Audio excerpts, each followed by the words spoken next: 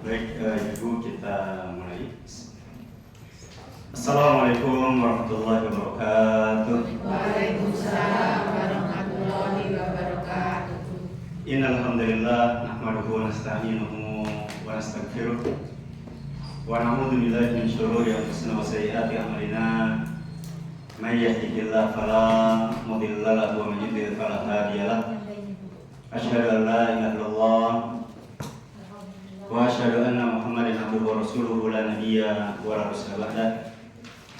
Nusalli wa nusallim ala habibina wa nabiyyina Muhammadin wa ala alihi wa sahbihi wa man tabi'ahum bi ihsanin ila yaumiddin. Amma ba'd. Fa ma'asyiral muslimat, ibu jamaah, ini namanya misal jamaah majlis taklim Rumah dakwah. rumah dakwah. Baik ibu jamaah majlis taklim rumah dakwah Ustaz Mundir Situmorang rahimahullah. Sebagaimana yang tadi saya sampaikan, kalau untuk daerah Wisma Asri memang Isa sudah familiar ya, karena dulu yang sering di situ di daerah di Masjid Al-Muttaqin ya, dan tadi saya sudah sampai di lokasi itu jam setengah 9 lewat dikit, yang kemudian saya mampir dulu di Masjid Al-Muttaqin ya sambil sholat duha dan mengenang kembali masa-masa sudah sekian tahun ya baru ke Masjid Al-Muttaqin lagi. Dulu sempat ngisi i'tikaf, kemudian dulu rutin jadwal untuk khutbah Jumat ya setahun 2 kali, kemudian juga sempat ada khusus kajian ibu-ibunya ya. Kalau angkatan dulu tuh ada namanya Ibu Nurjana gitu, atau sekarang masih hidup nggak boleh? Masih ada ya. Nah zaman Ibu Nurjana kemudian ya dan yang lainnya ya, dan tentunya sekalian ternyata di sini rumah dakwah sudah lama ya, sejak 2007 ya. Enggak, ini kami tinggal di sini tapi rumah dakwah ini dibangun setelah Ustaz sakit. Oh masya Allah. Ya, yang tinggalnya dari 2007 ya di sini. Ya, tapi rumah dakwah ini dibangun baru beberapa tahun ya. 2 tahun. Hampir ya, 2 tahunan Ustaz. Iya. Semenjak Ustaz sakit dari Solo itu. Masya Allah. Ya, yang jelas ini bagian daripada rumah dakwah ini, ya bagian daripada insya Allah ya bagian daripada jariah beliau. Jadi apa yang kita lakukan, baik dengan tilawahnya, baik dengan baca Qurannya, ya baik dengan tadabbur Al-Qurannya, demikian juga dengan kajian yang ada, ya ataupun misal di antara ibu, di antara kita misalnya yang ya berwudu misalnya di tempat ini, ya intinya semuanya insya Allah akan mengalir ya secara otomatis kepada beliau. Ya, dan tentunya amalan yang terbaik memang ketika seorang kemudian sudah meninggal, karena semua terputus ya kecuali 3. Masih ingat ya yang 3 itu apa? Yang pertama ya misalnya dengan sedekah jariahnya ya, kemudian yang kedua adalah ilmu yang bermanfaat, termasuk ustadz misal ya beliau rahimahullah mengajar di sini, itu bagian ya, baik sudah masuk 3-3 ini ya dengan sedekah jariahnya. Demikian juga dengan ilmu yang bermanfaatnya yang diajarkannya. Demikian juga yang ketiga adalah dengan ya doa anak yang saleh. Maka ini dan ini yang dibutuhkan ketika kita sudah meninggal, ketika kita semua sudah tidak hadir lagi di dunia ini, maka yang dibutuhkan adalah 3 hal tadi. Ibu-ibu majelis taklim rumah dakwah Ustaz Mundir ya, semua orang yang insya Allah semuanya berbahagia, insya Allah bahagia Bu ya. Insya Allah bahagia, berkah yang kemudian kita semua dan seluruh kegiatan kita di pagi hari di waktu duha ini mendapatkan ridho dan berkah dari Allah Subhanahu wa Ta'ala. Amin ya rabbal alamin. Tema yang kita angkat dan saya sudah memberikan materi nanti di antara ibu ya, kalaupun misal belum dapat materinya saya sudah buat dalam bentuk PowerPoint. Temanya adalah terkait dengan dialog antara orang tua dan anak dalam Al-Quran. Jadi kalau kita lihat ini sekalian, ada sebagian kalangan menyebutkan dialog antara orang tua dan anak itu ada dalam 17 kasus atau peristiwa. Ya 17. Ini ada penelitian. Ada penelitian dalam bentuk tesis, ya dalam bentuk tesis, yaitu terkait dengan ditelusuri ayat-ayat yang mengandung dialog antara anak dan orang tua. Ya, misal orang tua dalam arti ayah berdialog dengan anak laki-laki. Demikian juga ayah berdialog dengan anak perempuan. Demikian juga dengan dialog ibu ya dengan anak perempuan. Demikian juga dialog ibu dengan anak laki-laki. Sehingga ada sebagian kalangan mengatakan sekitar 17 tempat, sekitar 17 peristiwa, ya sekitar 17 kasus. Tapi Allah alam, ya karena ini tesis, kemudian saya coba untuk menelusuri lagi, ternyata paling tidak ada 19. Ya karena oleh peneliti tadi itu tidak disebutkan kasus terkait dengan dialog ayah dengan anak itu, termasuk ada kisah Al-Aziz, ayah angkat Nabi Yusuf berdialog dengan Nabi Yusuf, itu tidak dimasukkan. Ya padahal kita tahu Nabi Yusuf itu ketika kemudian dibuang ke dalam sumur, yang kemudian yang menemukan atau kafilah ya rombongan yang menemukan kemudian dijual. Yang beli siapa? Yang beli adalah Al-Aziz. Ya, yang beli adalah Al-Aziz, yaitu Al-Aziz itu sebagian kalangan mengatakan orang nomor 2 setelah raja. Jadi raja baru Al-Aziz. Ya, sehingga kemudian sebagian mengatakan Al-Aziz itu selevel dengan Perdana Menteri. Yang lain mengatakan Al-Aziz itu selevel dengan ya koordinator Menteri Perekonomian. Ini kalau di kita nih. Ya, atau yang lain mengatakan selevel dengan Bu Sri Mulyani apa namanya? Ya, selevel dengan Bu Sri Mulyani. Ya, Menteri Keuangan Abadi. Ya, belum ganti-ganti nih. Ya, kemudian atau yang lain mengatakan paling tidak serendah-rendahnya Al-Aziz posisinya adalah seperti Kabulok. Ya, jadi kepala badan logistik. Ya, saya tidak tahu yang Kabulok sekarang siapa? Kalau dulu kan Komjen Budi Waseso, ya, kemudian diganti sekarang. Ya, sudah diganti. Nah, kemudian sekalian, yang dimuliakan Allah Subhanahu wa taala, maka ini sekitar 19 kasus, ya termasuk terkait dengan mimpinya Nabi Yusuf alaihissalam. Ketika kemudian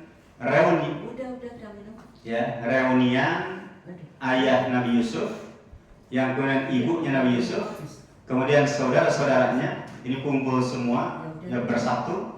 Nah, maka di antara peristiwa yang ada adalah perkataan Nabi Yusuf yang menyatakan hadza ta'wilu ru'yaya. Ya wahai ayahku yang tercinta, bahwasanya dengan aku menjadi seorang pejabat Mesir menggantikan ayah angkatnya itu, ya jadi Yusuf itu juga masuk di level Al-Aziz, menggantikan posisi ayah angkatnya. Karena ayah angkatnya dulu ketika Nabi Yusuf itu dibeli, maka si ayah angkat tadi mengatakan kepada istrinya, akrimi maswahu asa ayyan fa'ana aw natakhilahu walada. Ya wahai istriku, rawat ini ya bocah ini, rawat ini apa Yusuf itu. Mudah-mudahan dua hal ini Bu. Ya mudah-mudahan dia bisa bermanfaat untuk kita, bisa bermanfaat untuk negeri Mesir. Atau yang kedua Bang, atau kita jadikan sebagai anak angkat dua-duanya. Nah ternyata doa dan harapan daripada Al-Aziz itu terkabul. Ya ternyata betul Nabi Yusuf itu bermanfaat untuk apa? Penduduk Mesir. Nah ibu sekalian, maka ini yang belum masuk ya ke dalam 17 kasus tadi. Maka saya baca ulang. Ya yang kemudian ternyata ada 2 peristiwa yang tidak dimasukkan. Kalau saya bertanya ke ibu-ibu, siapa dalam Al-Quran yang ada dialognya antara ibu dengan anak perempuan? Nah, coba siapa Bu? Sedikit kita olahraga otak dulu. Siapa? Seorang wanita, seorang ibu dialog dengan anak perempuannya. Coba kita lihat. Siapa? Coba buka dulu surat Al-Qasas ayat 11. Boleh dibuka dan boleh dibaca. Boleh terjemahnya saja nggak Pak? Karena ayatnya agak sedikit panjang ya. Al-Qasas surat ke-28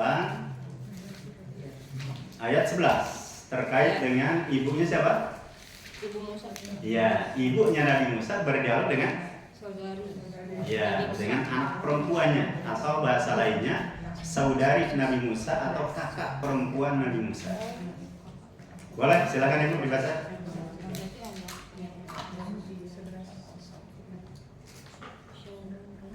Dan dia ibunya Musa berkata kepada saudara perempuan Musa, ikutilah dia Musa. Maka kelihatan olehnya Musa dari jauh dan mereka tidak menyadarinya. Iya. Baik. Jadi sebagaimana ibu yang sudah kita ketahui bersama, ya bahwasanya ketika Nabi Musa lahir, yang kemudian si ibu khawatir. Karena di tahun itu sedang diberlakukan peraturan siapa saja yang lahir anak laki-laki maka harus dibunuh. Nah pas tahun itu lahir Nabi Musa. Ya walaupun yang lain mengatakan di tahun sebelumnya lahir atau di tahun sesudahnya lahir siapa Nabi Harun. Ya jadi Nabi Harun itu lahir di tahun kan pembunuhan itu selang-seling, tidak tiap tahun. Jadi tahun 2025 misal, ini khusus tahun pembunuhan anak laki-laki. Tahun 2026 masih dibolehkan. Nanti tahun 2027 dibunuh. Nah, kan Nabi Harun itu lahir di tahun di mana diberlakukan apa? Bayi yang lahir tidak boleh dibunuh.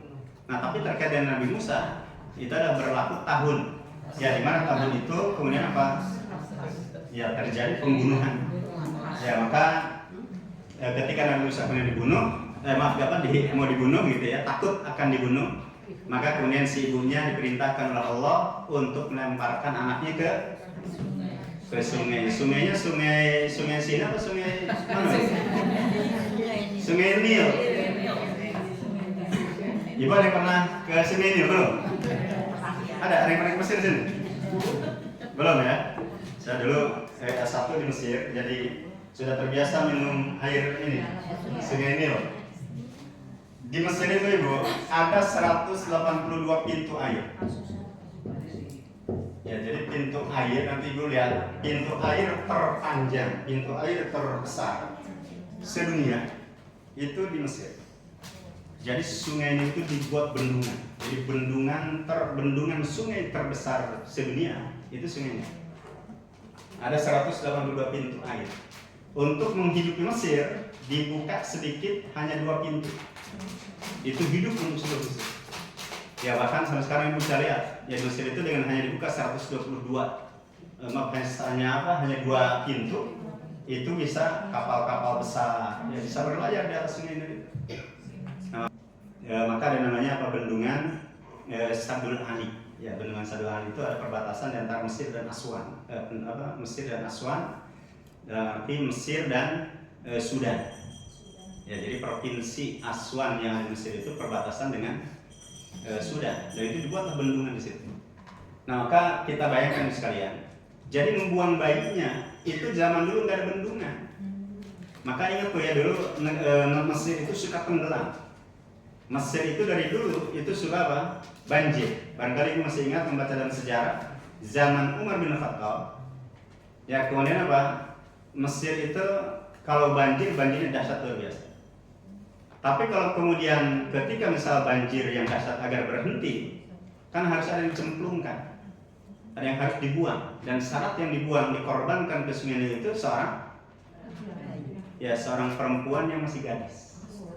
Ya jadi gadis pilihan, ya gadis yang masih perawan cantik gitu ya, itu harus dicemplungkan.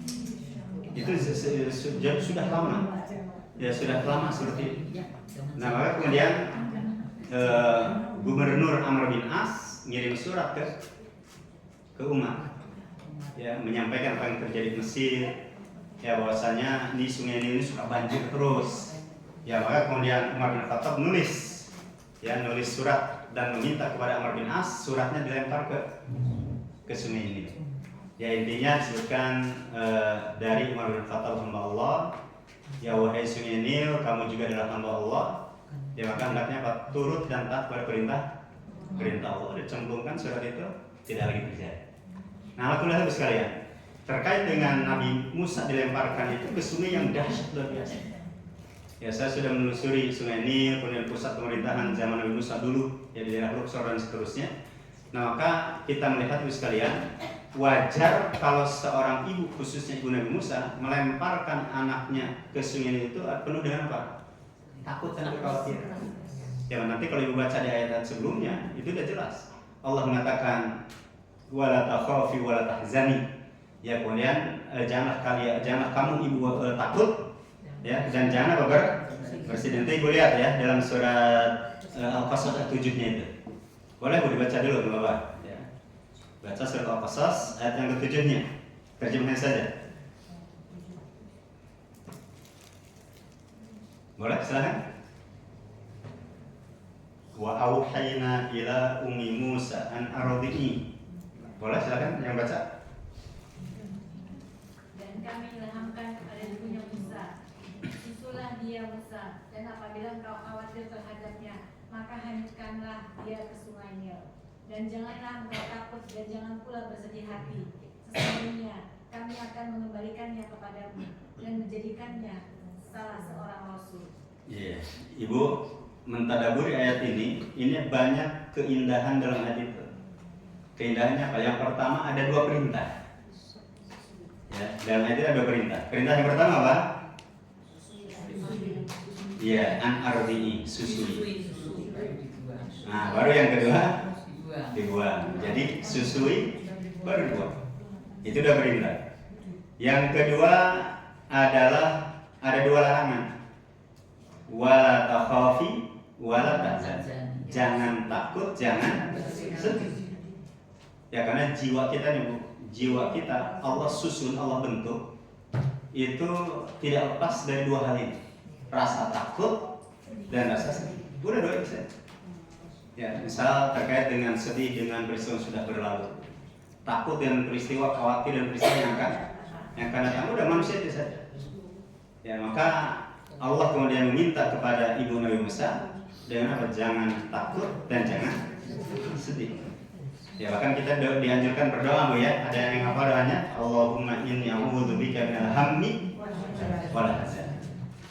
Ya, banyaklah doa terkait dengan kita memohon kepada Allah Subhanahu wa taala agar kemudian kalaupun dihantui dengan rasa takut ya tidak berlebihan. Kemudian kalaupun diberikan rasa sedih juga apa? Jangan berlarut-larut dalam kesedihan. Ya, ada seorang ibu masih muda ya, masih muda dia. Seorang ibu muda yang kemudian punya anak 2 itu pernah datang.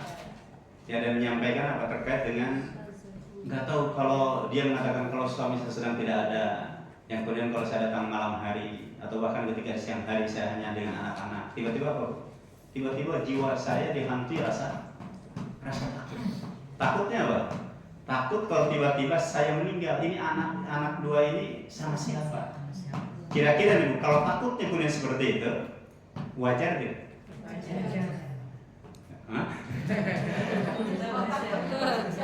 Nah, saya melihat ini takutnya berlebihan. Ya, takutnya berlebihan dan itu berulang. Ya, khawatirnya justru apa? Karena setan itu bisa jadi masuk nanti. Kalau terlalu sedih, setan bisa masuk. Ya, kalau kemudian terlalu takut berlebihan, setan bisa masuk. Nah, khawatirnya apa? Justru di situ peluang setan untuk masuk. Maka dengan ayat ini wala takhafi wala tahzan. Ya, jangan takut dan jangan bersedih hati. Dan nanti orang yang kemudian akan dihindarkan nantinya ya dengan rasa takut dan sedih di antara siapa Bu? Ya wali Allah. Ya, ketika Allah mengatakan ada ayat yang salah wala khaufun 'alaihim wala hum yahzanun. Innal ladzina qalu rabbuna Allahu tsumma istaqamu fala khaufun 'alaihim wala hum yahzanun. Dalam surat Al-Ahqaf itu. Ya, terkait dengan orang-orang yang istiqomah itu, ya maka dia akan berusaha meminta kepada Allah untuk dihindarkan dari rasa takut dan kemudian dihindarkan dari rasa sedih. Baik, kembali ke tema kita, ya, yaitu terkait dengan dialog antara orang tua dengan anak. Kita menemukan ibu dengan anak perempuan dalam peristiwa, ya, ibu Nabi Musa. Apa kata ibu Nabi Musa? Kusihi, ya, wahai putriku, wahai kakak Musa, wahai kakak gitu ya. Coba ikuti Musa itu. Setelah dibuang itu coba telusuri, ikuti. Tapi ikutinya apa? Dari kejauhan. Fabas surat an-junubin wa hum la yash'urun. Jadi ketika kemudian peti yang membawa atau tabut yang membawa Nabi Musa itu dari kejauhan diikuti. Yang kemudian ternyata apa? Ternyata nyangkut ya tidak jauh dari istana Fir'aun. Ibu kalau berkunjung ke daerah Luxor, Bu, daerah Luxor di Mesir, itu peninggalan zaman Fir'aun, zaman Nabi Musa itu masih ada sampai sekarang. Ya jadi kita bisa dengan kasat mata melihat ketika kemudian istana ya singgasana itu, kemudian apa? Memang di situ sungai. Ya bahkan istana-istana zaman Fir'aun dulu itu sekarang ditemukan itu apa? Ternyata sudah berada di bawah sungainya tadi. Ya jadi kemudian di bagian ini buat cara sungai ini kemudian surut sehingga wujud daripada istana itu tetap ada. Ya maka ini dialog yang terjadi dan pada akhirnya dalam ayat yang ke-7 tadi Bu, Allah mengatakan ada 2 janji. Ya yang 7 tadi juga kita lihat. Ya kembali sedikit ke ayat yang 27, ada 2 janji Allah terakhir itu. Ya, kami pasti akan mengembalikan Musa ke pangkuan. Nah, ketika kemudian sudah dibuang, ternyata yang menyusui siapa? Ibunya Nabi Musa. Ya, karena di ayat selanjutnya wa harramna, kami haramkan. Jadi kami mengharamkan kepada Nabi Musa untuk disusui oleh perempuan. Kalau wanita yang lain enggak mau. Ya, bayangkan Ibu. Fir'aun yang sudah buat kebijakan, sudah buat keputusan, siapapun bayi yang lahir laki-laki maka harus dibunuh. Ternyata yang melanggar peraturan siapa? Jadi yang membuat peraturan dia melanggar sendiri. Jadi kalau zaman sekarang, kalau ada orang yang kemudian dibuat peraturan, ya kemudian kok ini kayaknya nggak sesuai ini dengan saya dan keluarga saya, berubah. Ya itu sudah ada sejak zaman siapa? Zaman Fir'aun. Ya jadi malah hebatnya Fir'aun apa uniknya Fir'aun? Setelah dia batalkan undang-undang dia khususkan untuk dirinya enggak. Jadi hukum itu khusus untuk orang lain, untuk diri dan keluarganya enggak. Ya di kita enggak ada yang gitu ya, aman ya. Ya. Nah jadi sekalian, ya bukan itu saja. Ya ternyata apa? Fir'aun menyiapkan imbalan bagi siapa saja yang bisa menyusui anaknya. Jadi kalau kemudian Nabi Musa disusui ini nolak, nanti yang lain bisa terima. Akhirnya apa? Ibunya Nabi Musa. Ya akhirnya si anak itu laporan. Ya laporan yang kemudian ke ibunya bahwasanya raja istana sedang nyari perempuan orang yang bisa menyusui anak angkat. Ya kemudian apa? Ibunya Nabi Musa. Bayangkan Bu ya, dikembalikan ke pangkuannya. Ya bahkan hidupnya di mana? Dapat gaji. Ya, jadi di istana ya. Kemudian Nabi Musa kembali ke pangkuannya, makan minum enak gitu ya. Bahkan dilayani, kemudian dapat gaji. Ini luar biasa. Ya, ini bagian dari skenario Allah Subhanahu wa taala. Nah, maka itu janji Allah yang pertama. Yang kedua apa? Wajah miluhu minal mursalin. Ya, dan kami akan jadikan Musa itu sebagai rasul. Ya, maka untuk ayat 7 itu luar biasa. Ya, ada 2 perintah, ada 2 larangan, kemudian ada apa lagi? Ada 2 ya janji atau 2 kabar gembira bagi ibu Nabi Musa alaihissalam. Kemudian yang selanjutnya sekalian dalam Al-Quran juga ada dialog terkait dengan anak laki-laki dengan ibu. Coba kita lihat, kira-kira siapa Bu? Siapa ibu yang dialog dengan anak laki-laki? Ya, Nabi Isa. Boleh dibuka surat Maryamnya. Ya, surat Maryam kayaknya dari ayat 29-an ya. Ya.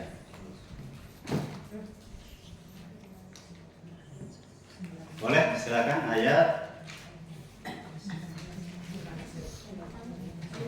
20 mana? Iya, betul, ayat 29, boleh. Boleh, silakan. Maka Maria menunjuk kepada anaknya. Mereka berkata, bagaimana kami akan berbicara dengan anak kecil yang masih di dalam kandungan. Baik, Ibu nanti silakan dibaca ayat 29, kemudian 30, ya, 31, 32, kemudian 3, ya, dan seterusnya. Jadi intinya adalah kata-kata fa'asyarat ilaih.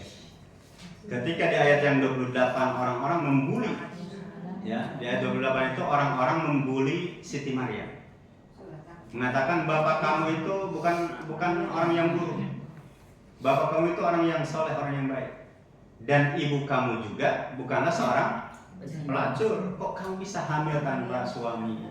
Hamil tanpa nikah? yang kemudian punya anak tanpa ada bapaknya.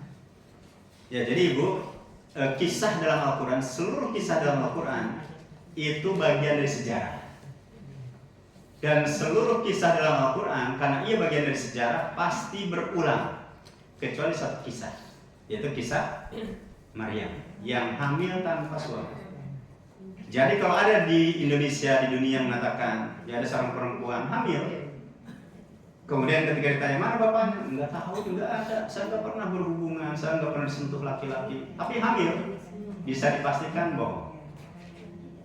Ya, bisa dipastikan bohong, karena kisah terkait dengan hamilnya seorang wanita tanpa disentuh laki-laki hanya terjadi khusus untuk Siti Maryam, dan itu bagian daripada ya kehendak Allah. Ya, bagian daripada skenario Allah melahirkan, akan lahir seorang nabi dari rahim Siti Maryam, di mana bagian daripada kekuasaan Allah adalah apa?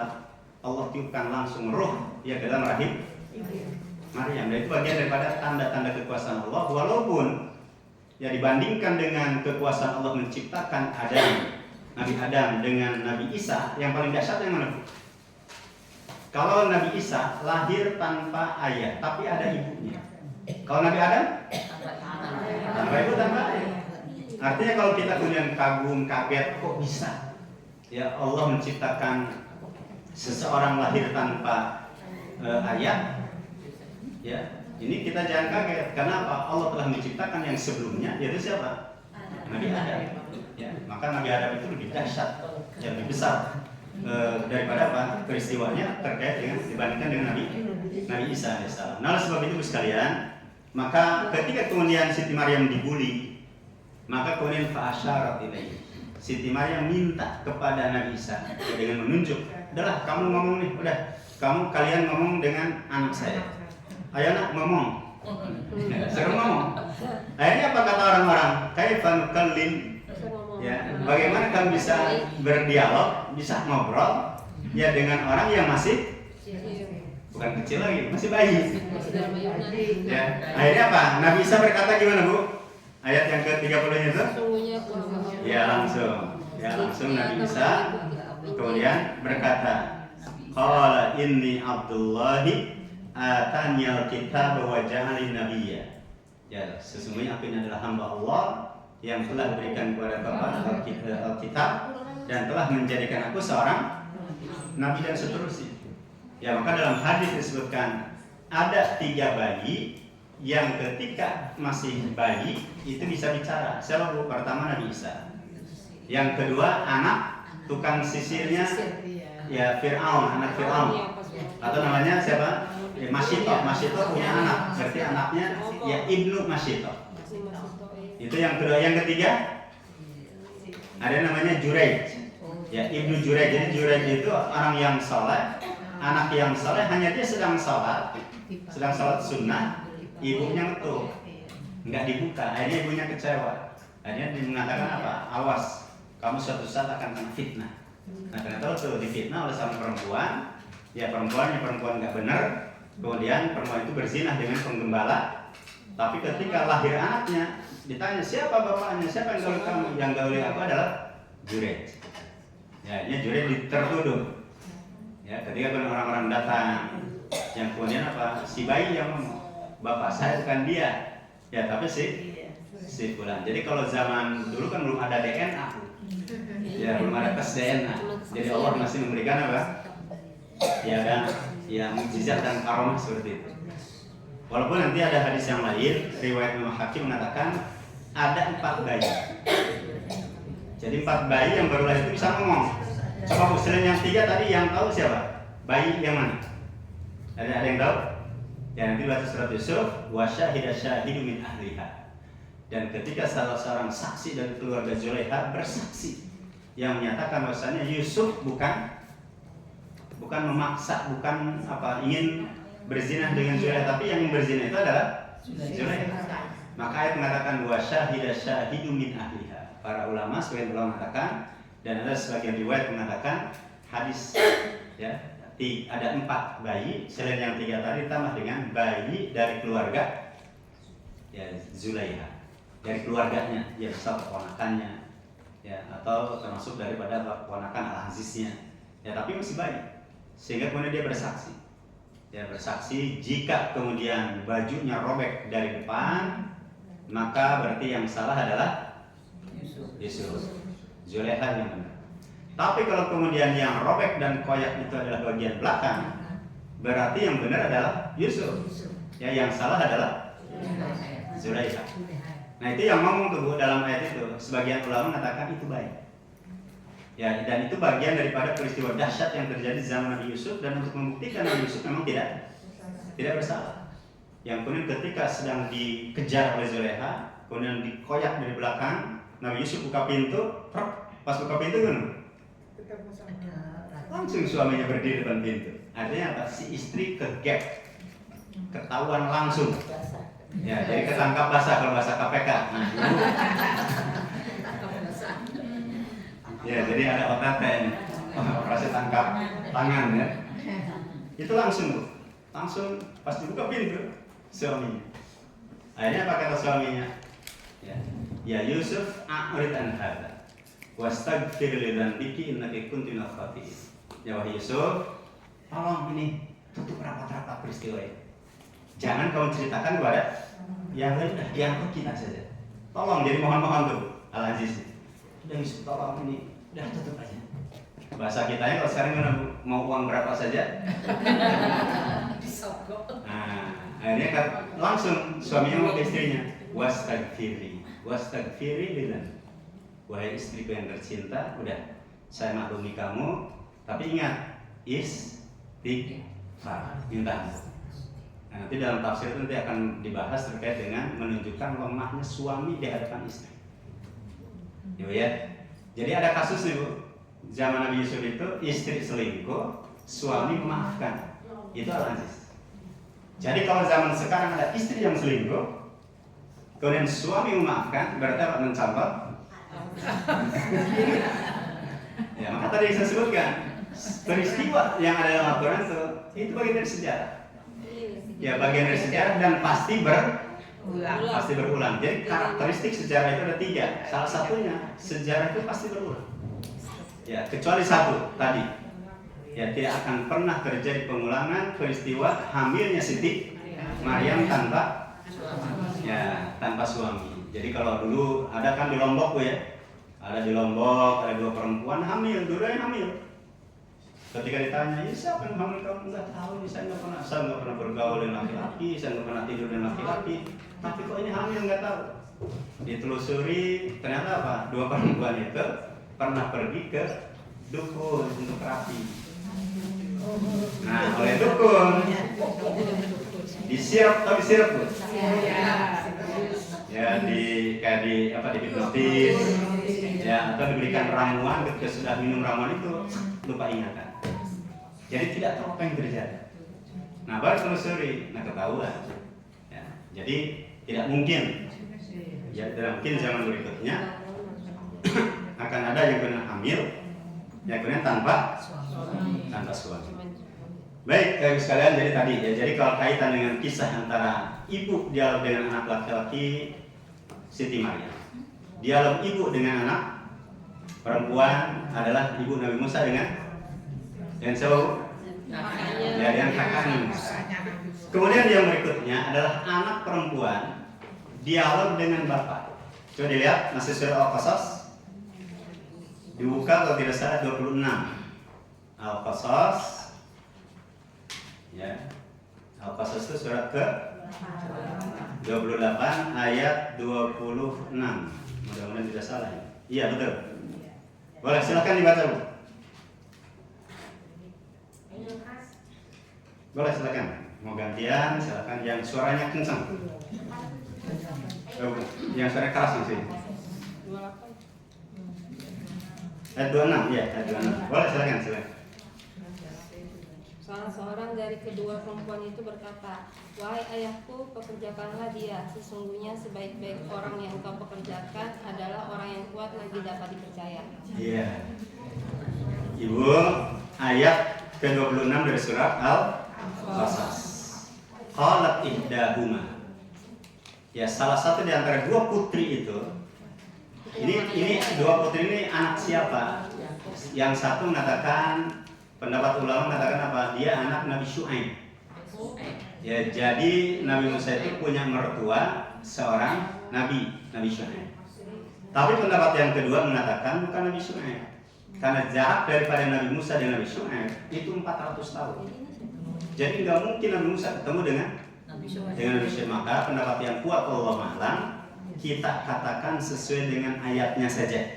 Ya, tidak menyebut Nabi Syuaib. Nanti dilihat ayat sebelumnya, Bu. Ya, lihat ayat sebelumnya disebutkan ada terkait dengan seorang lelaki yang soleh dari negeri Madian. Tokoh soleh dari negeri Madian. Jadi tidak disebutkan Nabi. Kalaupun itu seorang Nabi, ya apa susahnya bagi Allah untuk menyebutkan keadaan Nabi, tapi ini enggak. Ya, sehingga pendapat yang kuat Allah alam, termasuk Ibnu Katsir termasuk yang menyatakan bukan Nabi Syuaib. Ya, karena jarak Nabi Musa dan Nabi Syuaib itu 400 tahun, terlalu jauh. Ya, tidak ketemu. Nah, maka ketika kemudian salah satu di antara dua putrinya itu berkata, coba lihat nih Bu, manggil ayahnya apa? Ya abadi. Jadi anak perempuan itu manggil ayahnya tidak dengan mengatakan abi. Ya. Tapi manggilnya apa? Ya abadi. Ya abadi. Artinya apa? Kalau ya abi itu manggil itu sudah sah dan bahasa betul. Wahai ayahku. Tapi kalau yang ya abadi, wahai ayahku yang tersayang. Wahai ayahku yang tercinta. Ini menunjukkan Ibu sekalian terkait dengan berhasilnya sang ayah mendidik anak. Ya, mendidik anak perempuan. Itu yang pertama. Karena si ayah, ya orang tua mendidik anaknya termasuk apa? Bagaimana cara memanggil orang tua, tutur kata yang baik. Ya, termasuk yang kemudian ayat sebelumnya, Bu. Ayat sebelumnya itu kan disebutkan wahiyatan syi alastihya. Anak perempuan itu ketika mau menemui Nabi Musa jalan dengan apa? Penuh rasa malu. Bukan malu-maluin. Ya. Tapi apa? Perempuan itu mau ketemu si anak itu ketemu Nabi Musa itu malu. Nah, kalau sekarang gimana, Bu? Kalau sekarang misal justru anak perempuan bisa malah ngegoda laki-laki gitu ya.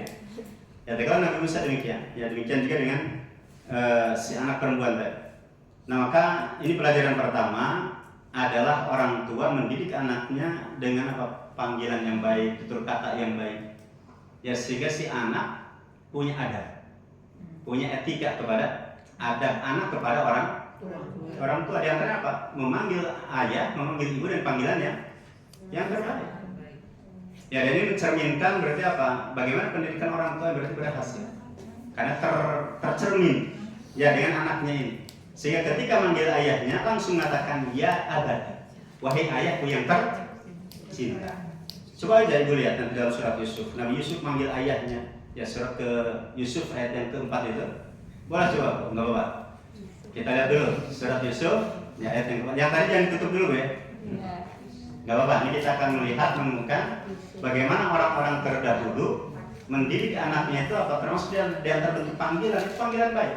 Panggilan yang sopan. Ayat keempat ya. Ayat keempat, boleh baca Bu? Ingatlah ketika Yusuf berkata kepada ayahnya Yakub, wahai ayahku, sesungguhnya aku telah bermimpi melihat 11 bintang, matahari dan bulan. Aku melihat semuanya sujud kepadaku. Coba Ibu ketika manggil wahai ayahku, ayatnya gimana bunyinya? Ya abadi. Iya. Ya abadi.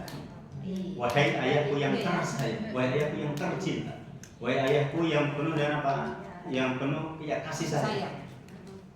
Ini pelajaran penting ya terkait dengan orang tua manggil anaknya dengan panggilan yang baik dan anak manggil orang tua dengan panggilan yang baik. Ayat 5-nya boleh, ayat 5-nya boleh. Lanjut.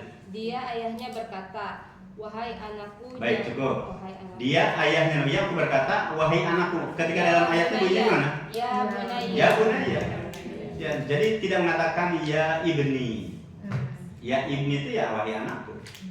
Atau ya bni itu wahai anakku. Tapi anak yang biasa saja. Tapi kalau sudah manggil dengan ya bunaya, berarti apa? Wahai anakku yang tersayang, wahai anakku yang tercinta. Ya, pentingnya anak sejak usia dini, sejak kecil diajarin panggilan yang baik. Ya, saya termasuk tadi malam ada anak kecil. Saya nanya dia, kan saya sering dengar anak kecil itu umurnya 5 tahun kurang, 4 tahun lebih, 5 tahun kurang. Itu kalau manggil, ya, kalau manggil kakaknya, bahkan kalau benci ke ibunya, manggilnya apa? Iblis. Ya, mohon maaf nih Bu, saya sampaikan. Terus kata-kata apa? Monyet. Ya, babi, itu keluar. Saya tanya tadi malam. Ya, saya panggil anak itu. Kamu suka teriak-teriak manggil iblis. Apa artinya iblis? Nggak tahu deh. Ya, jadi dia nggak tahu apa itu iblis, tapi dia kalau teriak manggil kakaknya, ya kalau marah ke ibunya, keluar kata-kata itu. Nah, ternyata apa? Bisa jadi, ya kosakata itu muncul dari lingkungan keluarga. Ya, kalau kemudian si ayah, si ibu manggil anak dengan panggilan yang buruk, jangan kaget. Kalau kemudian apa si anak mereka, meskipun nggak paham arti iblis itu apa, ya, tapi apa dia keluar kata-kata itu. Nah, maka di sini pentingnya ya tadi kita bisa melihat bagaimana orang tua pun memanggil anak dengan panggilan sayang dengan ya bunayya. Ya, kemudian si anak manggil orang tua bapak tadi dengan apa ya? Abadi. Ya, dulu ketika di Mesir dulu ada tetangga dulu si bapak itu dia sedang sibuk. Ya, dia sibuk dengan aktivitas dia. Kemudian si anak manggil bapaknya, ya baba, ya baba. Ya kalau di Arab tuh Bu, kalau untuk papa, huruf P berubah jadi huruf ba. Ya baba, ya baba. Itu panggil. Si bapak nggak nengok-nengok. Teriak lagi, ya baba, nggak nengok juga. Akhirnya saking jengkel si anak manggil bapaknya kan nggak nengok-nengok, langsung ya Mustafa, dia bilang gitu. Langsung nama bapaknya dipanggil.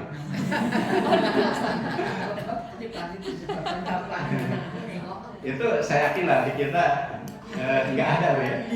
Nggak ada misal anak kita manggil ibunya, yang manggil apa mamahnya, manggil bapaknya. Itu dalam panggilan apa? Yang manggil nama enggak ada. Ya, dan saya yakin lah di antara ibu juga gitu ya, manggil suami itu tidak manggil dengan nama apa. Ada di antara ibu manggil bapaknya nggak nengok-nengok gitu, saking jengkelnya. Ya. Nah, itu sekalian yang dimuliakan Allah Subhanahu wa taala. Ya, kembali ke surat Al-Qasas tadi. Ya, ayat yang berapa tadi? Masih ingat tuh? Ayat yang ke-6. Ayat yang ke-6. Oh, tadi karena 4, 5, 6 surat Yusuf ya. Baik, ayat yang ke-26. Ya, si anak perempuan manggil ayahnya dengan ya abadi. Ya, wahai ayahku yang tersayang. Sebentar. Yang kemudian apa? Istajirhu. Ya, jadi ceritanya Ibu, tokoh Madian ini punya hewan ternak yang mengembalakan adalah perempuan. Maka si ayah tuh ngomong ke anak-anaknya, udahlah kerjaan kalian. Ya, kita cari karyawan, kita cari pegawai, kita cari pekerja. Nah, karena sebelumnya sudah dibicarakan, sudah dialog, bayangkan tuh ya, orang tua, ayah dialog dengan anak perempuan. Ini nanti terkait dengan pelajaran bahaya kalau anak perempuan tidak mau curhat dengan ayah. Ini ceritanya dulu, ini kalau kaitan dengan curhat, kalau kaitan dalam dunia parenting. Ya, ini kan bisa masuk ke dalam ranah materi kita ke parenting, bisa masuk ke dalam komunikasi. Ya, karena komunikasi itu kan yang terbaik adalah komunikasi kita mendengar perkataan orang tersebut dan kita juga mendengar apa yang tidak dikatakan. Ini kita lihat dulu. Kan kalau kaitan dengan saya, ya misal kita mendengar orang itu perkataannya, itu biasa. Ibu mendengar saya. Tapi kalau kemudian ibu atau kita mendengar, ya apa yang tidak dikatakan, ini terkait dengan apa, Bu? Ya body language, ya bahasa tubuh kita. Ya misal ketika saya ngomong gini kan bisa dilihat ya, oh ini ada penegasan lain. Ketika kemudian si anak perempuan tadi curhat dan berikan gagasan kepada ayahnya, wahai ayahku yang tercinta, angkat saja Musa itu sebagai karyawan. Itu bahasa tutur kata. Tapi ada bahasa tubuh yang tidak apa? Yang tersimpan itu apa? Si perempuan itu suka sama Nabi Musa, jadi cara PDKT-nya ya. Udah ayah, bahasa kita ini. Udah, dia mendingan tinggal dengan kita. Udah jadikan dia karyawan. Ya, kemudian apa? Akhirnya dinikahkan tidak, Bu? Ayat 27-nya itu. Langsung. Ya, ayat 27-nya coba dibaca. Bu. Dia ayah kedua perempuan itu berkata, sesungguhnya aku bermaksud menikahkanmu dengan salah seorang dari kedua anak perempuanku ini, dengan ketentuan bahwa engkau bekerja padaku selama 8 tahun. Jika engkau menyempurnakannya 10 tahun, itu adalah suatu kebaikan darimu. Aku tidak bermaksud memberatkanmu. Insya Allah engkau akan mendapatiku termasuk orang-orang yang baik. Ya ini kan, aduh ini komunikasi paling hebat ini ketika tinggi ini. Ya, jadi temanya tentang ayah, jadikan dia pegawai, jadikan dia karyawan, tapi saya ini nangkap. Ini anak saya udah mau nikah. Bukan lagi mengatakan wahai Musa, bekerjalah di saya, bukan. Tapi apa Bu? Langsung, Musa, saya punya 2 anak perempuan cantik-cantik semua, pilih. Mau pilih yang mana? Jadi disuruhnya apa Bu? Malah langsung nikah. Ini yang dimaksud dengan komunikasi terbaik itu adalah menangkap apa yang dikatakan dan yang tidak dikatakan. Ya misal ketika seorang ditanya, gimana kabarnya Bu? Oh, alhamdulillah. Gimana sehat? Ya sehat. Tapi mimiknya lain Bu. Nyebut sehat itu lemas, sakit, lemas kemudian kayaknya kita kan bisa nangkap. Ya inilah yang terjadi sebenarnya ilmu dalam komunikasi ini embrionya dalam Al-Quran. Ya termasuk tadi. Ya sejak zaman Nabi Musa, ya bagaimana tokoh Madian itu ketika mendengar anaknya minta agar kemudian Nabi Musa jadikan pegawai, nggak tanggung-tanggung, udahlah langsung saja. Ya. Akhirnya apa? Si ayah paham. Ya si ayah paham kalau si anak perempuannya suka dengan Nabi Musa. Coba kita lihat dulu. Si anak perempuan mengatakan, kenapa Musa yang dijadikan pegawai? Fa inna khairu man istajarta al-qawiyul amin. Ayah, ini usulan dari si anak perempuan. Ayah, sebaik-baik pegawai itu punya sifat 2. Pertama apa? Kuat. Yang kedua, amanah, bisa dipercaya. Pertemuan singkat antara Nabi Musa dengan si perempuan itu, si perempuan luar biasa, cerdas sih. Ya langsung bisa nangkap, bisa menilai Musa itu memenuhi 2 ini. Itu dari mana? Ya yang pertama ringkasnya, ketika kemudian si perempuan tadi memberikan mengembala karena belum memberikan minum, yaitu kan menunggu kaum laki-laki pergi dulu. Ya ketika kemudian sumur yang tadinya terbuka oleh mereka kaum laki-laki tadi, setelah selesai mereka pulang ditutup oleh batu. Batunya besar dan Ibnu Katsir mengatakan batu itu hanya bisa diangkat oleh 10 orang. Jadi 10 orang menutup pintu sumur. Anak yang perempuan tadi itu hanya ngambil remah-remah air saja. Ya bekas-bekas tetesan air dia kemudian diberikan ke ternaknya. Nabi Musa lihat ini. Wah ini kasihan juga ini.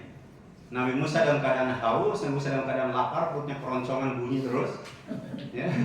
Berdiri langsung batu itu diangkat sendiri. Bayangkan kekuatan Nabi Musa 10 kali lipat daripada ya yang biasa tadi. Enggak usah ini Bu. Kenapa Nabi Musa itu ketemu dengan keluarga 2 wanita itu?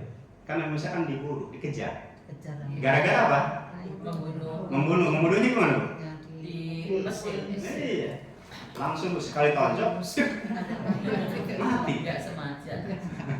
Itu nggak sengaja, apalagi kalau sengaja. Jadi Mike Tyson dan sejenisnya kalah oleh Nabi Musa. Ya, jadi si perempuan tahu dengan bisa ngangkat batu sendirian kuat.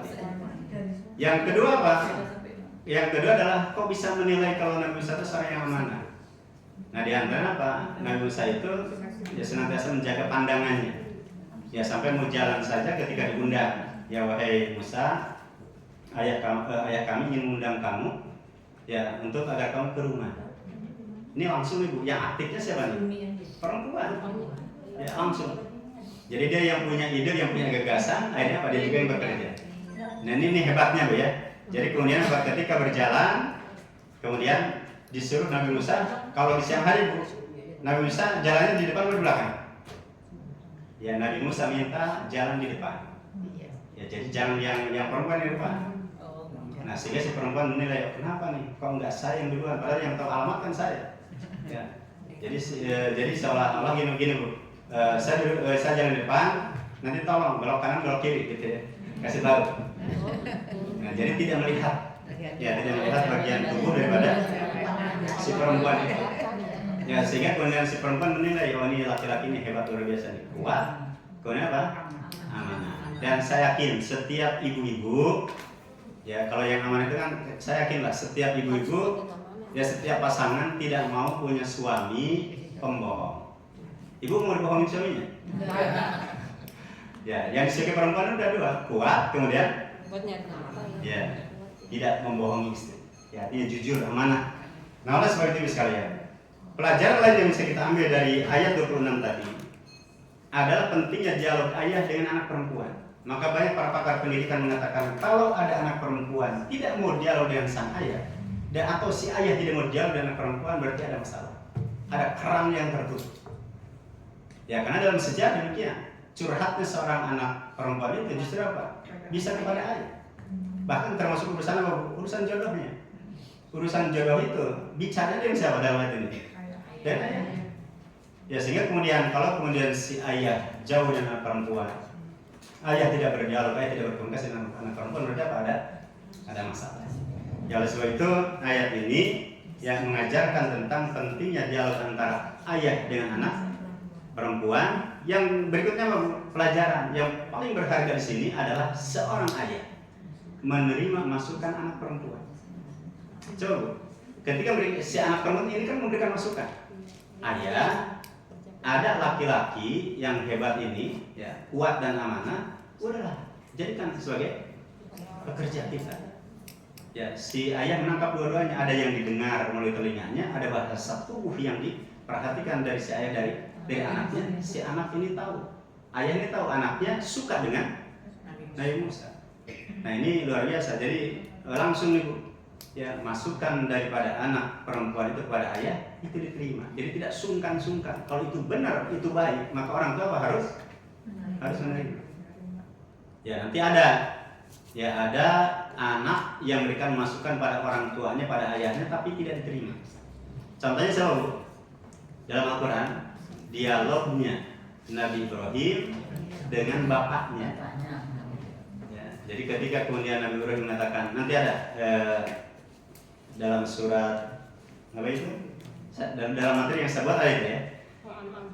Al-An'am, jadi surat Al-An'am ayat 74. Baru? 74. Ayat 74, boleh buka ya. Al-An'am ayat 74. Tatakhidu asnaman aliha. Ya. Ketika Nabi Ibrahim berkata kepada ayahnya, boleh dibaca Bu? Ya, silakan.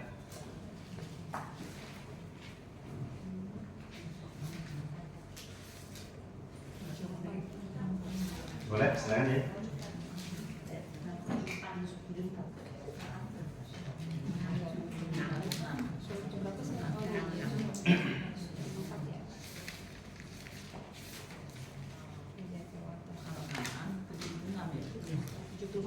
Al-An'am 74, boleh. Ingatlah ketika Ibrahim berkata kepada ayahnya, Azar, apakah pantas engkau menjadikan berhala itu sebagai Tuhan? Sesungguhnya aku melihat engkau dan kaummu dalam kesesatan yang nyata. Iya. Dibuka lagi surat Maryam. Boleh, surat Maryam, ini agak panjang. Ya. Nanti tidak semuanya saya minta dibaca. Surat Maryam ayat 41 sampai 48. So, kita lihat dulu Maryam. Beritakanlah hai Muhammad kisah Ibrahim di dalam Alkitab Al-Quran ini. Sesungguhnya ia adalah seorang yang sangat membenarkan lagi seorang nabi. Ayat 40 juga ya? 1. Iya. Nah, ini cuma dari enggak Pak? Ya, dari 41 enggak Pak? Terus 42. Ingatlah ketika ia berkata kepada bapaknya, wahai bapakku, mengapa kamu menyembah sesuatu yang tidak mendengar, tidak melihat, dan tidak dapat menolong kamu sedikit pun. Baik, berhenti dulu sejenak. Nabi Ibrahim berkata kepada ayahnya dalam ayat dalam bahasa Arabnya berkata apa? Ya abad. Padahal bapaknya kafir. Bapak itu kafir. Coba lihat ya. Ini etika anak berinteraksi dengan orang tua meskipun orang tuanya jahat. Meskipun orang tuanya kafir. Tapi tetap Nabi Ibrahim manggil ayahnya dengan apa? Ya abadi. Lanjut Bu, ayat yang keempat. Tiganya. Wahai bapakku. Nah, apa kata ayat? Ya Ya, abati. sesungguhnya telah datang kepadaku sebagian ilmu pengetahuan yang tidak datang kepadamu. Maka ikutilah aku, niscaya aku akan menunjukkan kepadamu jalan yang lurus. Terus, boleh? Wahai bapakku, Ya, janganlah ya. kamu menyembah setan. Sesungguhnya setan itu durhaka kepada Tuhan yang Maha Pemurah. Lanjut terus. Ya abati. Wahai bapakku, sesungguhnya aku khawatir bahwa kamu akan ditimpa azab dari Tuhan yang Maha Pemurah. Maka kamu menjadi kawan bagi setan. Omongan bapaknya gimana? Lanjut. Ayat 46-nya. Berkata bapaknya, bencikah kamu kepada Tuhan-Tuhanku, hai Ibrahim? Jika kamu tidak berhenti, maka niscaya kamu akan kurajam dan tinggalkanlah aku buat waktu yang lama. Iya. Jadi ibu itu yang ngeyel siapa bu? Bapaknya. Nah yang ngeyel bapaknya. Nabi Ibrahim anaknya masih masukkan. Ya kenapa sih bapak itu suka bikin berhala mahat? Ya memahat batu kayu kemudian dijadikan patung. Nanti patungnya dijual, berlian dijual, kemudian apa disembah? Ini kan aneh. Batu diukir, dipahat, kemudian disembah. Ya ngasih masukan. Dan ini hebatnya ayat bu sekalian. Sedurhaka-durhaka dan sejahat-jahatnya ayat, tetap anak manggil dan panggilan yang baik. Tetap panggilan sopan. Bahkan dalam ayat ini bu, Nabi Ibrahim manggil ayahnya dengan ya abati berapa kali? Berapa? 1, 2, 3, 4, 5? 4 kali. Ya. Dan suka mengatakan apa? Ya abati. Wahai ayahku yang tercinta. Kenapa? Kenapa kemudian memanggil ayah yang durhaka, memanggil ayah yang kafir itu dan panggilan yang terbaik? Ada harapan. Ya karena ini dakwah. Dakwah itu intinya apa? Bagaimana seseorang menyentuh hati orang lainnya. Ya sehingga kemudian Nabi Ibrahim berharap yang kemudian dengan menggunakan metode yang kemudian sopan, baik, ya berharap mudah-mudahan orang tuanya sadar, mudah-mudahan orang tuanya berubah. Tapi yang terjadi gimana bu? Ayat yang ke-46 tadi. Ya wahai Ibrahim, ya apa kamu benci kepada Tuhan aku. Akhirnya apa? Dua sikap nih. Kalau enggak, kalau kamu tetap ngomong begitu, seakan rajam. Rajam itu sama dengan dibunuh dengan cara dirajam. Ya, atau yang kedua apa? Kalau enggak sudah tinggalkan aku. Ya tinggalkan aku selama-lamanya.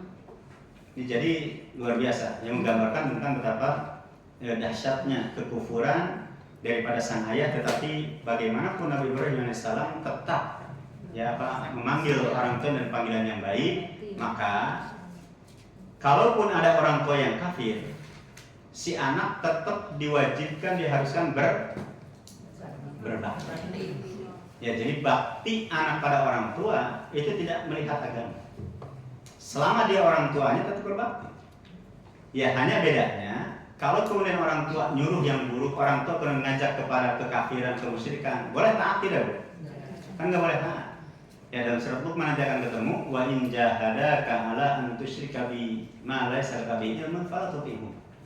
Kalau kedua orang tua itu memaksa kamu untuk syirik, untuk mempersekutukan Allah Subhanahu wa taala, maka apa? Jangan diikuti, jangan ditaati, jangan dituruti.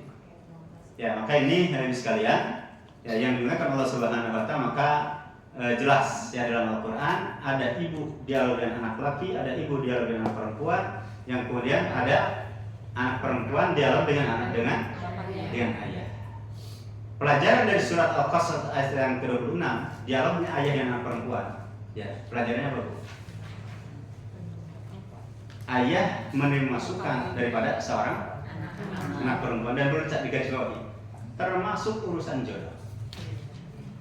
Jadi jangan sampai mentang-mentang, tanda kutip nih, ya mentang-mentang misal anak gadis, kemudian mentang-mentang ayah, kemudian apa? Bersikap arogan dan diktator. Akhirnya apa? Ada kasus dalam kehidupan di masyarakat itu bagaimana ayah memaksakan anak perempuannya menikah dengan laki-laki yang tidak disukai. Terjadi tidak dalam kehidupan nyata? Terjadi. Ya coba dilihat. Kalau dilihat dari kasus Nabi Musa, si anak perempuan itu apa? Sudah kelihatan anak perempuannya suka. Ya maka si ayah langsung apa? Kalau sudah suka nggak usah ngapain lama-lama. Udah percepat saja. Ya karena di antara yang perlu dipercepat ada 3 hal yang perlu dipercepat. Salah satunya bu, Orang yang sudah mau nikah, maka cepat untuk dinikahkan. Nah, ayah daripada si tokoh Madian tadi, ya kepada sikap yang kepada perempuan anaknya, yaitu apa? Memberikan masukan terkait dia dengan jodoh. Jadi ini banyak. Ya, saya dapat surat dulu ya di tahun 2022. Ya, jadi karena saya susah dihubungi gitu ya, sedang berada di pesantren tanda kutip, yang kemudian ada surat yang datang konsultasi. Ya, yang intinya adalah saya ini dinikahkan oleh orang tuanya dalam keadaan terpaksa. Saya tidak suka dengan suaminya. Akhirnya apa? Saya sampaikan hadis Nabi. Ya, yaitu apa? Ada seorang perempuan datang kepada Rasulullah, ya Rasulullah, saya ini dipaksa untuk menikah dengan lelaki pilihan ayah saya, dengan tujuan agar kalau saya menjadi istrinya, keluarga saya derajatnya terangkat. Jadi kalau disebutkan ya, zaman Nabi itu ada laki-laki yang kaya, si perempuannya miskin, keluarga miskin, maka si ayah udah kamu jadi istri dia agar derajat kita itu apa? Terangkat. Tapi kata si perempuan tadi kepada Nabi, ya Rasulullah, saya tidak suka dengan suami saya, dan saya tidak suka dengan sikap dan perlakuan ayah saya. Menikahkan saya dengan tujuan apa? Agar derajat keluarga terangkat. Maka apa kata Nabi? Fakhayyaraha an-Nabi sallallahu alaihi wasallam. Ya, maka kemudian Rasulullah memberikan pilihan pada si perempuan tadi. Sekarang urusan ada di tangan kamu. Kamu boleh kemudian mengajukan cerai. Berarti apa? Kalau perempuan mengajukan cerai namanya apa? Ya, dengan hulu. Ya, hulu itu adalah hak istri, hak wanita kalau menemukan ketidaksukaan pada si suami boleh. Ya, kalau unsurnya karena kezaliman dan seterusnya, boleh untuk apa? Minta cerai. Tapi syaratnya apa, Bu? Ya, maharnya dikembalikan. Jadi kalau ngasih mahar 1 miliar ya balikin 1 miliar. Ya. Nah, ibu sekalian, akhirnya kata perempuan itu apa? Ya, karena Nabi berikan pilihan, kalau mau putus, udah gugat. Tapi kalau mau lanjut ya terserah kamu, kata Nabi. Maka apa? Perempuan itu mengatakan, ya Rasulullah, saya tetap akan menjalani kehidupan saya ini meskipun terpaksa. Saya menyampaikan hal ini, itu disebut dalam hadisnya, saya menyampaikan hal ini biar semua wanita tahu bahwasanya setiap wanita punya hak untuk menentukan apa? Pilihan. Kedepankan musyawarah seperti yang terjadi dengan wanita tadi. Ya, surat Al-Qasas ayat 26. Bahkan nanti dalam banyak buku terkait dengan bagaimana musyawarahnya suami dan istri. Ya, jadi Ibu, suami itu boleh dalam kondisi tertentu tidak ngomong ke istrinya. Ada hal-hal yang memang sifatnya privasi boleh. Ya. Tetapi ada hal-hal yang kemudian terkait dengan yang penting disebutkan dalam hadis, istamiru ala nisaikum. Ya, wahai para suami, musyawarahlah dengan istri-istri kalian. Dan dalam hal apa? Dalam hal menentukan jodoh anak perempuan. Karena yang paling tahu tentang laki-laki siapa, Bu? Ya, perempuan. Artinya ini, ketika si suami itu nggak boleh Bu, suami kemudian langsung memilihkan laki-laki untuk anaknya. Udah Bu, bapak yang pilihkan. Nih, si ibu nggak diajak kamu, itu nggak boleh. Ya, karena apa? Si ibu tahu. Ya, si ibu yang lebih tahu tentang apa? Bagaimana dengan dengan terkait dengan anak perempuannya, terkait dengan bagaimana yang terbaik buat anak perempuan. Ya, maka Nabi mengatakan ditujukan kepada para suami, ya, ajaklah musyawarah istri dalam menentukan siapa calon, ya, atau untuk jodoh daripada untuk anaknya dan. Ya, ini menggambarkan demikian dalam Islam. Ya, maka suami bermusyawarah dengan istri, demikian juga kemudian apa? Anak perempuan, ya, atau si ayah bermusyawarah dengan anak perempuan. Ya, termasuk dalam hal ini tadi, ya, terkait dengan permasalahan jodoh. Kemudian yang selanjutnya Ibu sekalian, kita akan menemukan adanya dialog antara orang tua dengan anak.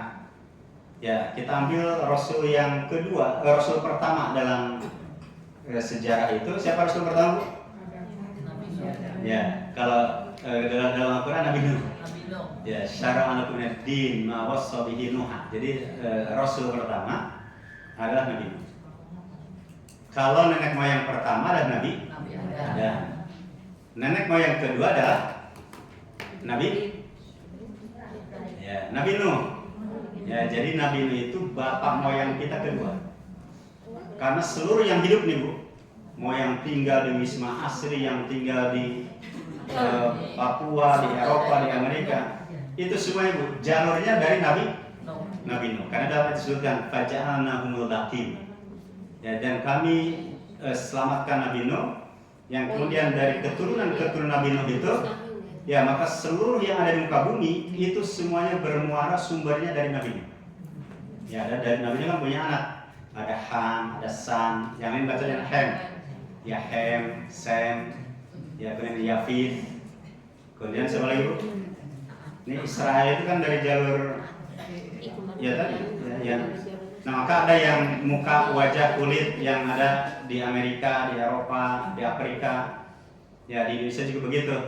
Ya, ada yang berkulit di Jawa, di Kalimantan, di Sumatera, di Papua. Itu semuanya sumbernya dari Nabi Nuh alaihissalam. Ya, termasuk ibu-ibu juga sama. Ya, semuanya bersumber dari Nabi Nuh. Maka Nabi Nuh itu bapak moyang kedua. Jadi Abul Bashar Adam. Ya, manusia kedua setelah Nabi Adam adalah Nabi Nuh. Ya, coba dilihat Bu, Nabi Nuh dialog dengan anaknya dalam surat Hud. Ya, surat Hud, boleh dibaca Bu, ayat yang ke-42 dulu.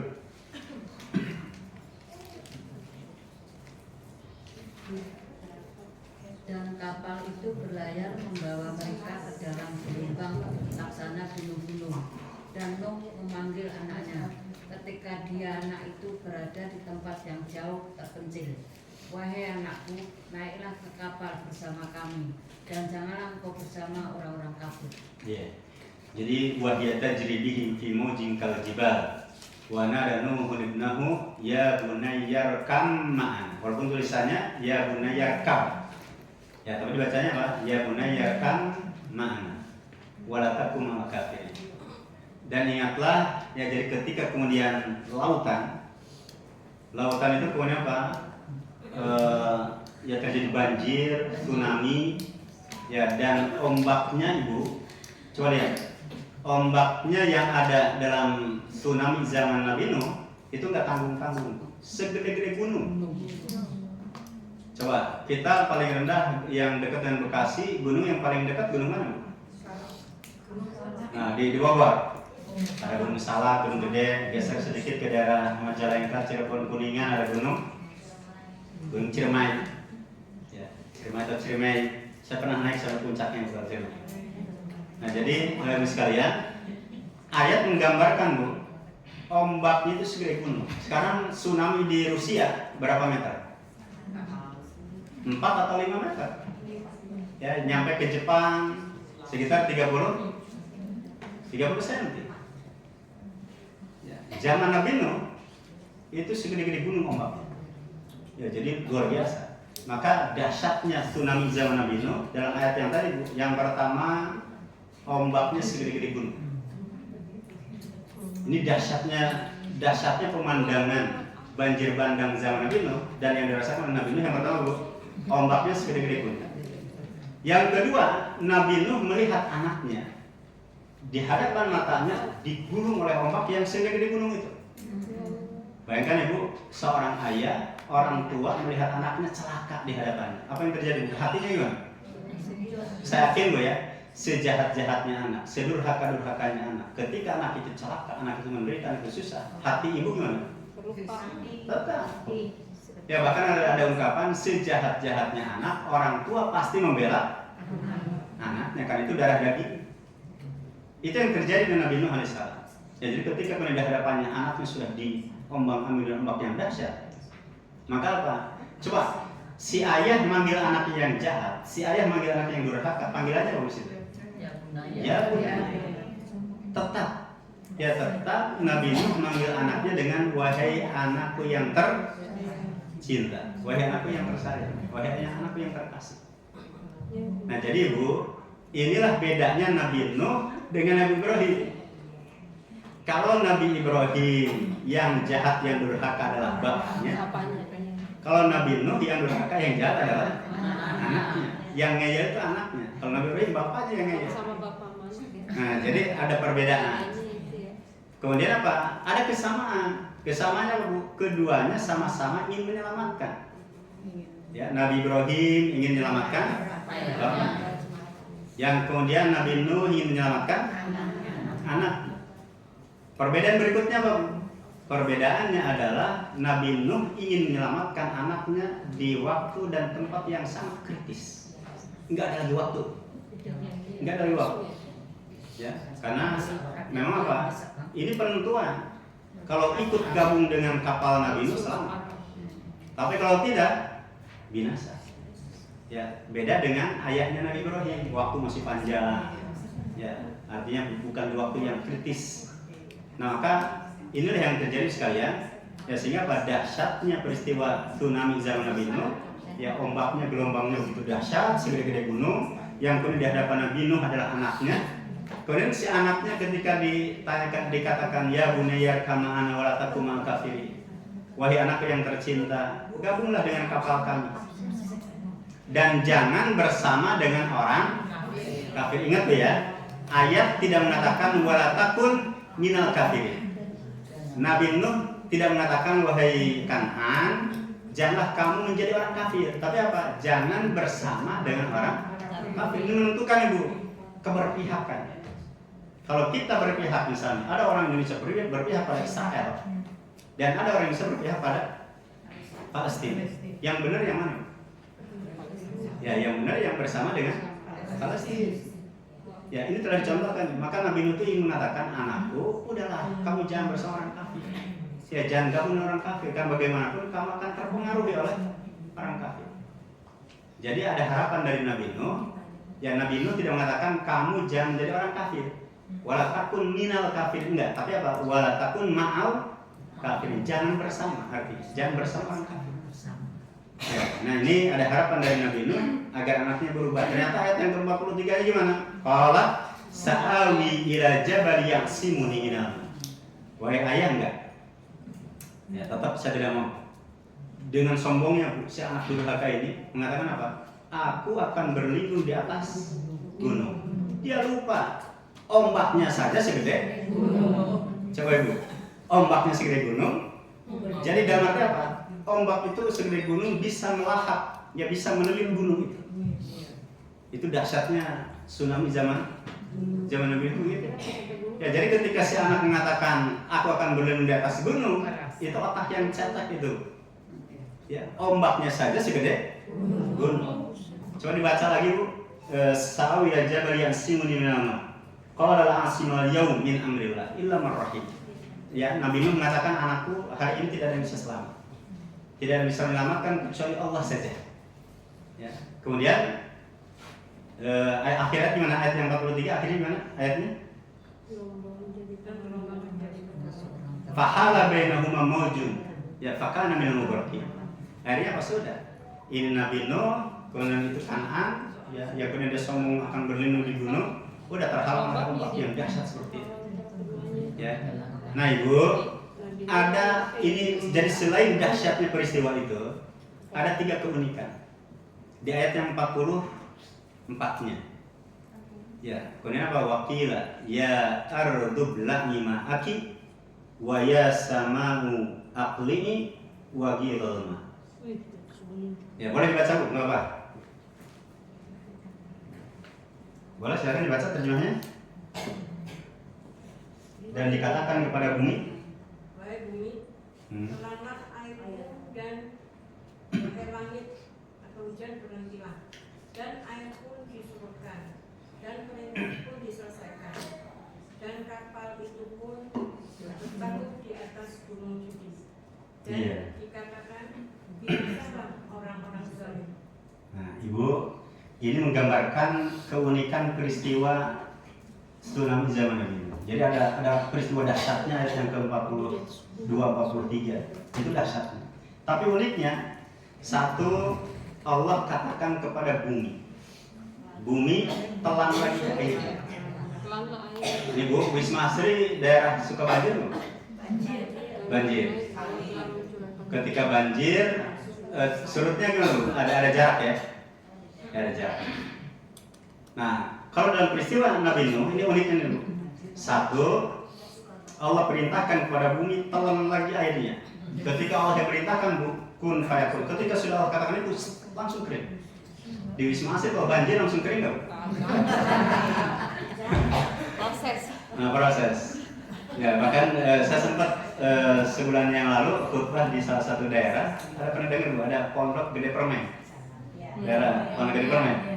Itu ketika bulan-bulan lalu lah ya, mungkin 1 atau 1,5 bulan yang lalu, itu bekas sisa banjir masih Bu, lumpur-lumpur masih, walaupun nggak kering, ya masih kelihatan. Ya karena saking dahsyatnya banjir di sana. Nah maka bumi ketika dikatakan wahai bumi telan air kamu, itu langsung Bu, saat itu kering. Yang kedua, Allah katakan ke langit, wahai langit tahan air kamu. Jadi zaman Nabi Nuh Bu, air dari langit dahsyat, hujan turun diiringi dengan badai dan awan, gelap gulita. Ya. Kemudian ditambah dengan apa? Air yang keluar dari bumi. Nanti dalam surat Al-Qamar disebutkan faltaqal ma'u ala amrin qad qudir. Langit mengeluarkan air, bumi mengeluarkan air, kedua air itu bertemu. Ketika bertemu jadi apa? Jadi banjir. Dan banjir akhirnya melahirkan apa tadi? Awan, angin, ya, kemudian terjadi tsunami. Yang kemudian terjadi apa? Ombak yang begitu dahsyat, gulungan ombaknya segede-gede gunung. Ya maka ini keunikan yang pertama, bumi suruh nelan airnya langsung kering. Kemudian langit diperintahkan tahan air hujannya langsung, tidak ada awan yang tadinya kemudian gelap kemudian terang, kemudian berubah menjadi cerah. Udah. Keunikan yang ketiga apa? Wastawat alal judi. Enggak tanggung-tanggung karena ombaknya segede gunung. Kemudian si Kan'an mau berminum di gunung. Ini uniknya nih Bu, kapal Nabi Nuh itu terdamparnya bukan di Wisma Atlet yang landai, bukan. Tapi apa? Itu langsung transit, bukan transit, bersandarnya itu ya bukan di Tanjung Priuk gitu ya, bukan di enggak, tapi ini langsung di mana? Di gunung. Ini dahsyat luar biasa nih peristiwa. Ya jadi menggambarkan betapa dahsyatnya ya ombak peristiwa itu. Ya sampai namanya kapalnya saja, ya itu apa terdamparnya di atas gunung. Mungkin ibu-ibu pernah melihat ya, ada di Aceh itu begitu juga Bu ya, ada kapal terdamparnya di mana? Kan ada ya terdampar di daratan yang kapal besar gitu kan. Ya, tapi itu masih di daratan lah. Ya, kalau zaman Nabi Nuh itu di atas gunung.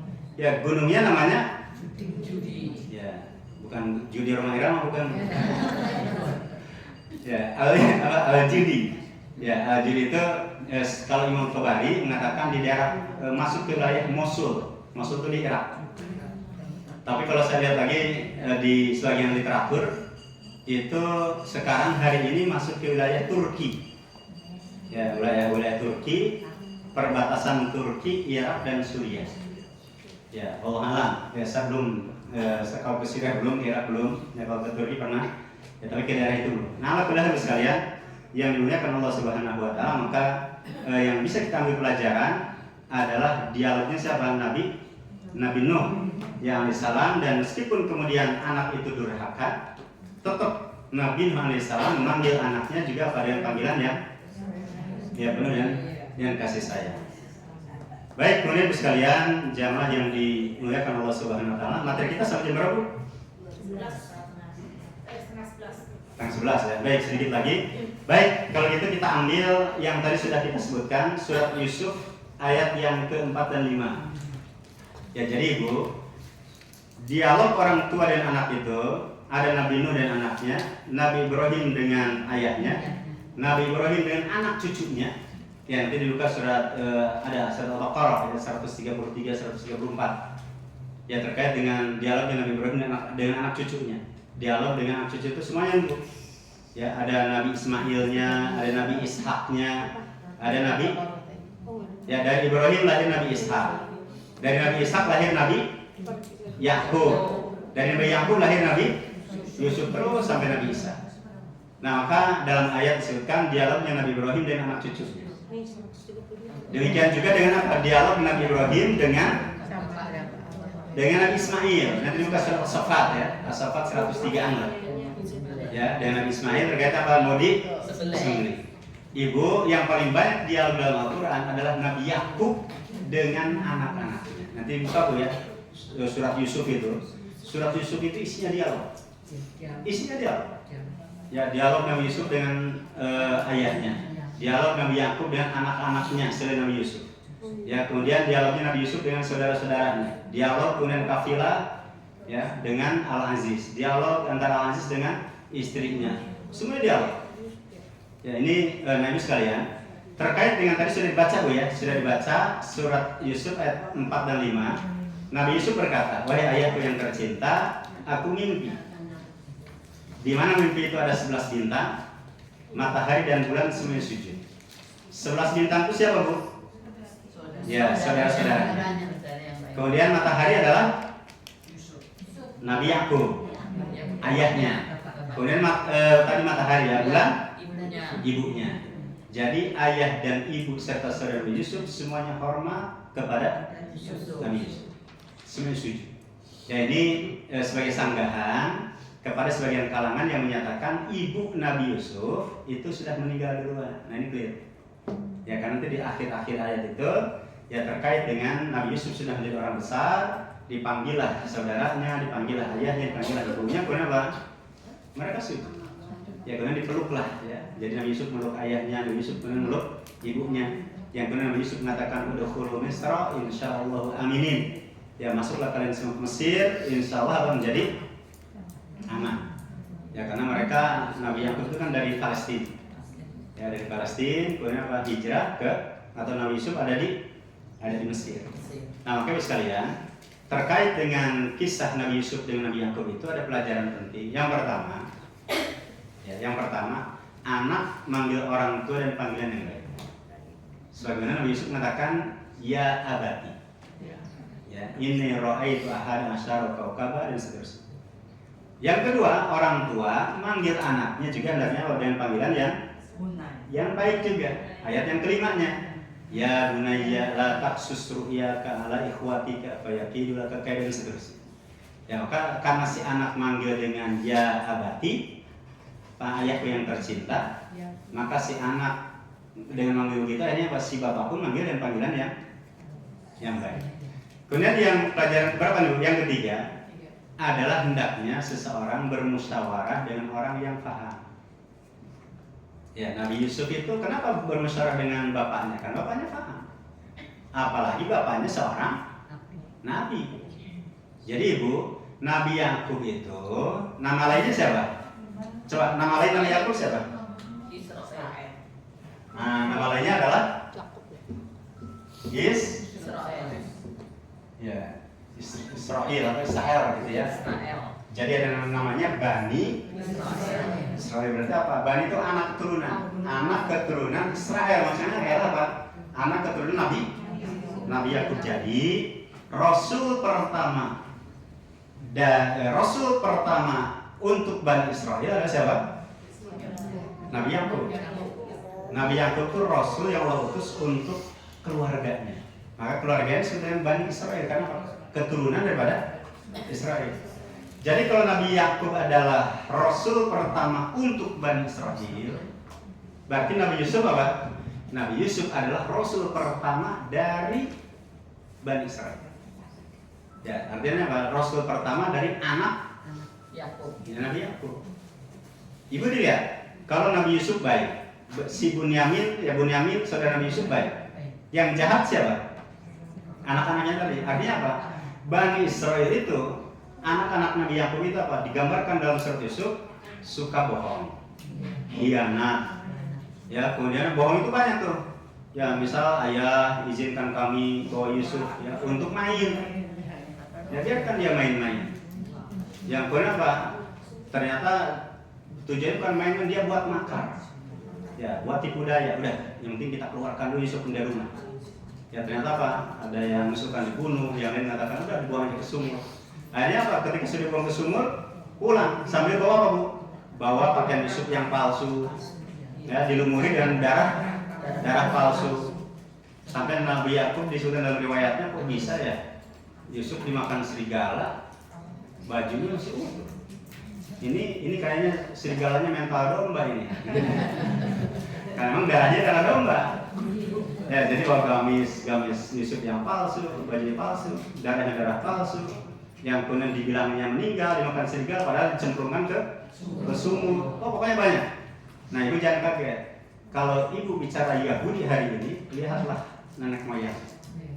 Ya, jadi kalau Yahudi suka hianat, Yahudi suka melanggar perjanjian, Yahudi. Ya, sudah digambarkan sebelum. Jadi ibu, kalau kita membahas tentang surat Nabi Yusuf, kita harus ingat kejahatan Yahudi hari ini itu terjadi juga sebelumnya. Artinya sudah ada zaman dulu.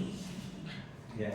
Maka hari ini saudara-saudara kita di Gaza, ya mereka kelaparan, jadi matinya tuh meninggalnya kan kelaparan.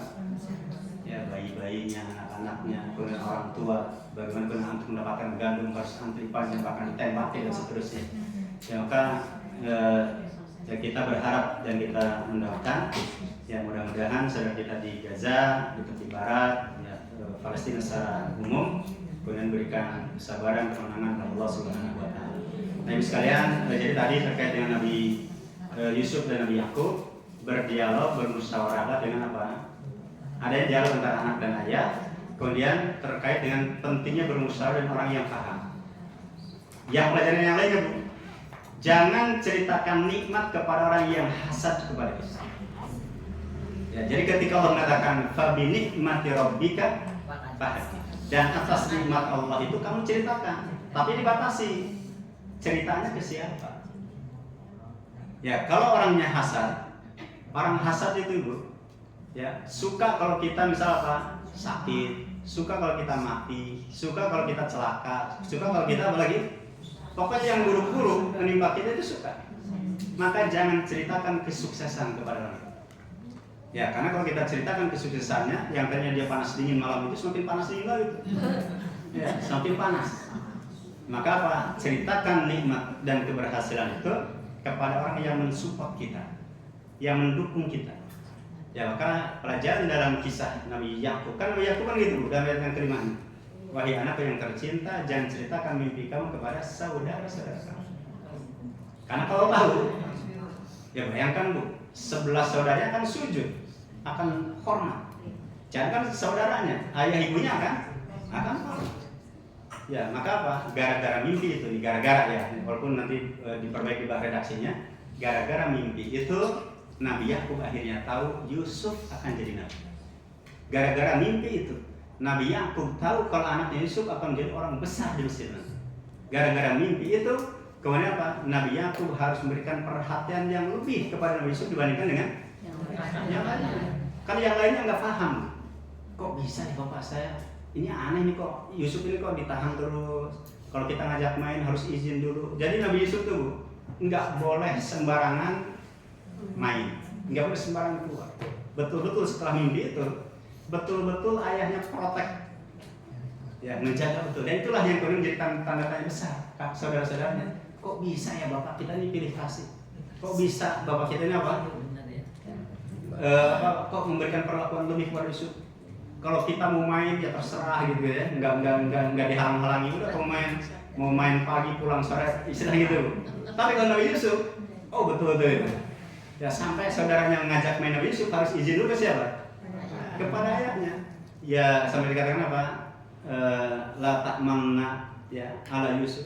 Wahai ayah, kenapa sih kamu nggak percaya? Ya kamu ini ngajak main dengan Yusuf. Sama seperti itu. Ya ini luar biasa sekali. Maka dibalik mimpi itu ada rahasia besar.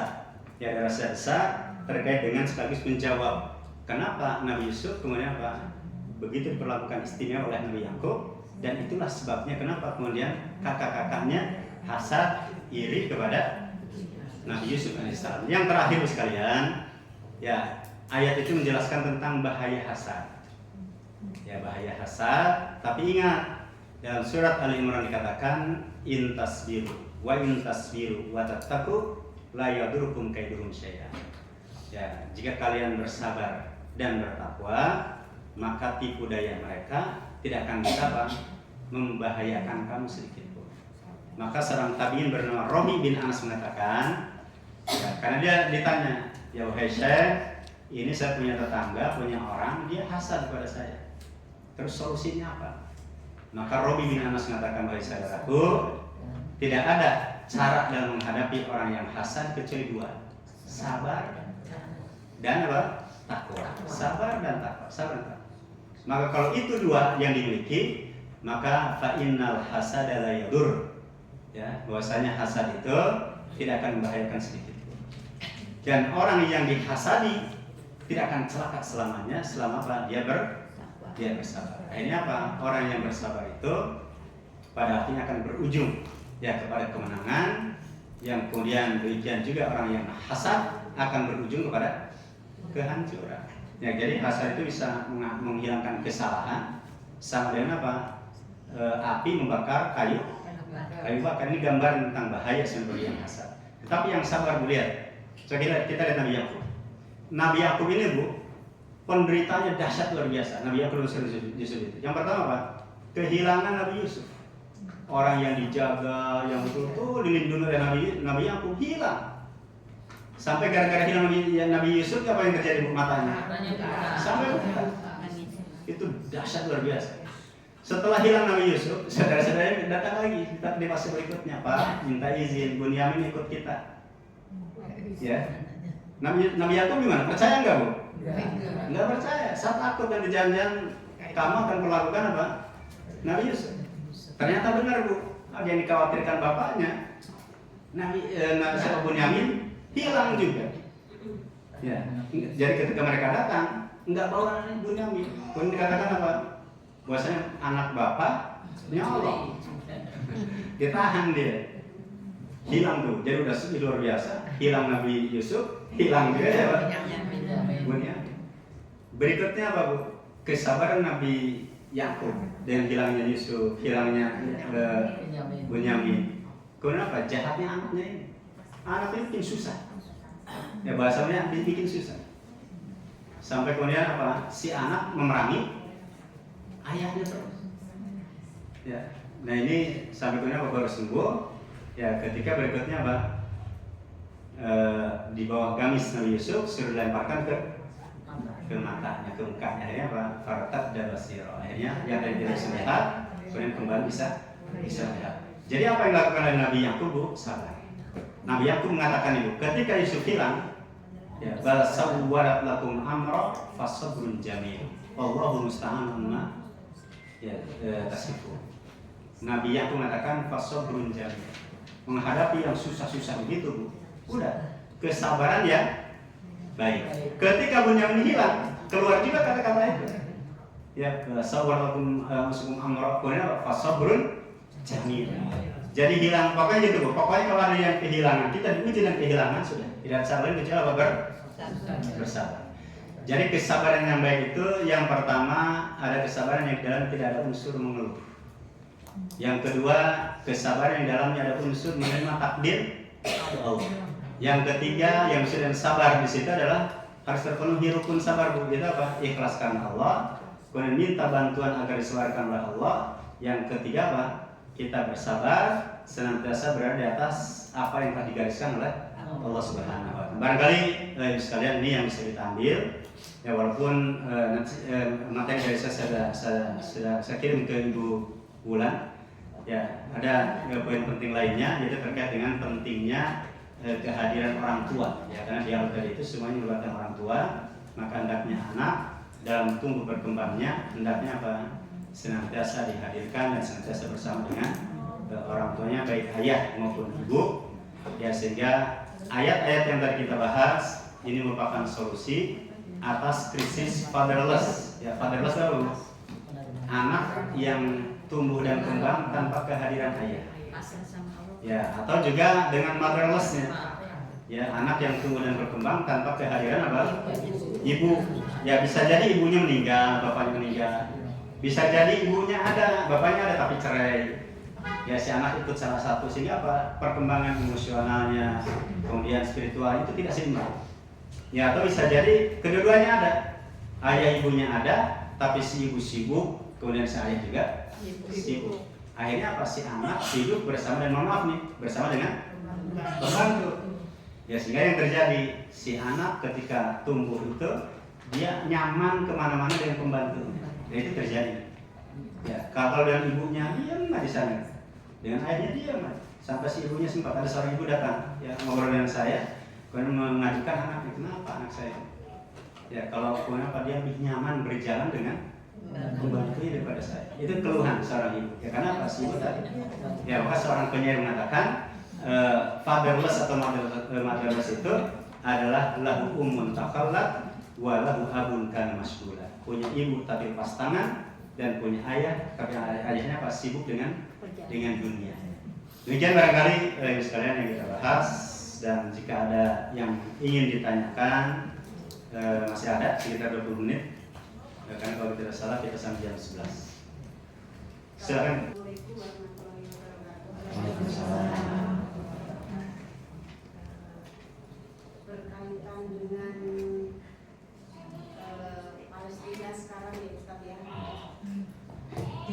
yang sekarang lagi dijajah oleh Indonesia. Kenapa negara-negara Islam khususnya itu dia harus dibebaskan, apalagi negara-negara yang lain. Terus apa tindakan kita sebagai umat Islam selain doa yang kami pembebasan sebenarnya dari Palestina. Terus terang sangat miris sekali kalau melihat keadaan dari Palestina. Untuk selanjutnya, kapan ya endingnya bagaimana nanti? Kapan Palestina itu merdeka? Dan itu yang diimpikan mungkin seluruh umat Islam. Terima kasih Ustaz. Assalamualaikum warahmatullahi wabarakatuh. Waalaikumsalam. Baik, ibu sekalian, ini pertanyaan yang menarik dan penuh dengan empati ya kepada saudara kita di Palestina. Jadi memang apa yang terjadi di Palestina itu bagian daripada sudah bagian daripada takdir Allah ya, ketetapan Allah Subhanahu wa taala. Dan di antara karakteristik Palestina itu khususnya ada terkait dengan Baitul Maqdis-nya, itu adalah melibatkan 3 agama besar. Ya, baik dengan Yahudinya, baik dengan Kristennya maupun dengan Islam. Karena bagaimanapun Al-Aqsa itu ya dalam lintasan sejarah itu pernah ya dulunya oleh Yahudi, kemudian oleh Kristen, bahkan Islam ya zaman Salahuddin Al-Ayyubi itu kan rebutan terus. Ya kadang Salibis yang menang, nanti berikutnya Islam ya yang menang.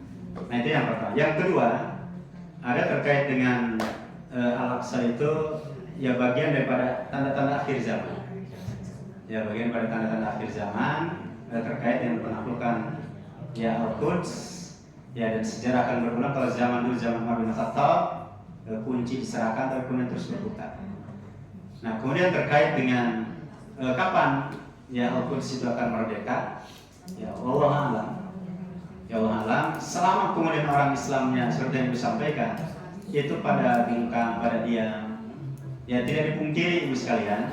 Ini yang uniknya memang negara-negara tetangga Palestina itu banyak yang bungkam. Kalau kemudian bantuan secara finansial, ya logistik mungkin iya. Saudi pun tidak tinggal diam, tapi mereka membantu. Hanya bedanya kalau Saudi itu membantu tidak boleh ekspos. Ya banyak orang-orang kaya dari Saudi itu masuk. Ya tetapi kan kadang kalau itu berbentuk dengan logistik, kadang ya misal kontainer yang bawa dicegat, yang harusnya masuk dan dibagikan ke orang-orang yang berhak menerima malah apa? Berada di area atau wilayah yang justru berada di kekuasaan Israel. Akhirnya apa? Salah sasaran. Ya ada yang kemudian pakai pesawat, ya kemudian logistik dijatuhkan, ternyata di wilayah Israel.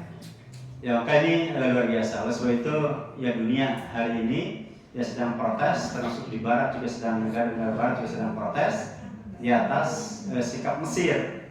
Jadi yang paling tanda kutip ya, negara yang paling berdosa atas Palestina adalah negara-negara tetangganya. Ya Mesir, Yordan, ya termasuk apa lagi Bu? Ya Suriah memang masih inilah recovery ya. Suriah masih baru saja merdeka, mereka masih fokus di internal dulu. Ya tapi walaupun begitu tetap ya Suriah memberikan perhatian, kepedulian. Ya karena bagaimanapun mitra daripada Israel di Suriah sudah tumbang.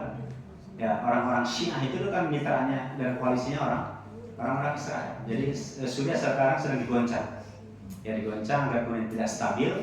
Ya, karena kalau Suriah yang sudah stabil nih Bu, nanti yang ditakutkan Israel adalah apa? Bisa membantu saudara-saudaranya di Palestina. Ya, jadi kewajiban kita tentunya selain doa tadi, doa itu adalah kewajiban terakhir dan terlemah. Ya, maka yang tertinggi itu bisa membantu dengan tenaga. Orang-orang Palestina tidak butuh dengan kita ikut perang, tidak butuh. Ya, yang mereka butuhkan itu dengan tenaga dalam arti ya ada logistik masuk, ya gandum, beras, minuman. Ini kan banyak Bu ya, bayi-bayi yang atau anak kecil yang harusnya pertumbuhannya normal, kemudian gara-gara kemudian tidak masuk makanan minuman, akhirnya kan mereka kelaparan. Sampai kita bisa melihat di medsos Bu ya, bagaimana orang Mesir karena mereka tidak bisa masuk ke Palestina, perbatasan ditutup. Di antara mereka gimana Bu? Yang melempar? Ya, jadi botol-botol gede itu diisi beras, diisi gandum, ya kemudian dilempar ke laut. Ya sampai mengatakan ya tadi ya apa? Ya mereka berdoa mudah-mudahan botol ini ya bisa sampai, dan ternyata ada yang sampai. Ya, ada yang sampai. Itu mereka dapat gandum kecil gitu ya, gandum nggak nyampe setengah botol ya. Itu orang Palestina sudah senang luar biasa. Ya maka jangan aneh dulu ya, kemudian orang-orang Palestina gandum yang sudah campur dengan tanah mereka pungut. Ya kemudian bahkan di antara mereka harus apa? Makan makanan ya hewan ternak. Ya ini luar biasa. Jadi kita yang jelas tenaga, kemudian yang kedua harta, ya secara finansial. Ya jadi sekecil apapun, seberapapun ya kita sampaikan, salurkan pada lembaga yang memang berhak, ya punya wewenang dan punya akses untuk masuk ke Palestina. Baru berikutnya dengan doa. Ya kalaupun misal ada ya di Bekasi ada aksi begitu, nggak apa-apa. Ikuti aksi itu, paling tidak sebagai simbol ya kita berikan dukungan kepada saudara kita di Palestina. Ya karena dengan aksi tadi Bu, itu ada pengaruhnya. Ya misal di dunia termasuk di Eropa ya, itu orang-orang di barat sana mendemo kedutaan Mesir, minta agar perbatasan dibuka. Ini kan dibuka nih Bu ya. Ini yang kedua kan dibuka perbatasan itu gara-gara apa? Gara-gara gereja. Ya, intinya ada kaitan dengan agama lain, gereja tertabrak oleh apalah ya. Jadi dibuka itu karena agama lain, bukan karena Islam. Ya, jadi tapi alhamdulillah itu salah satu ya cara Allah, ya cara Allah untuk membuka perbatasan tadi. Baik, barangkali itu untuk Bu Muni ya, jelas kita berdoa pada Allah SWT. Semoga kemudian Palestina, Gaza berlalu, berikan kemenangan dan berikan kesabaran Allah Subhanahu wa Ta'ala. Boleh silakan Ibu yang lainnya masih ada. Ayo Ibu silakan.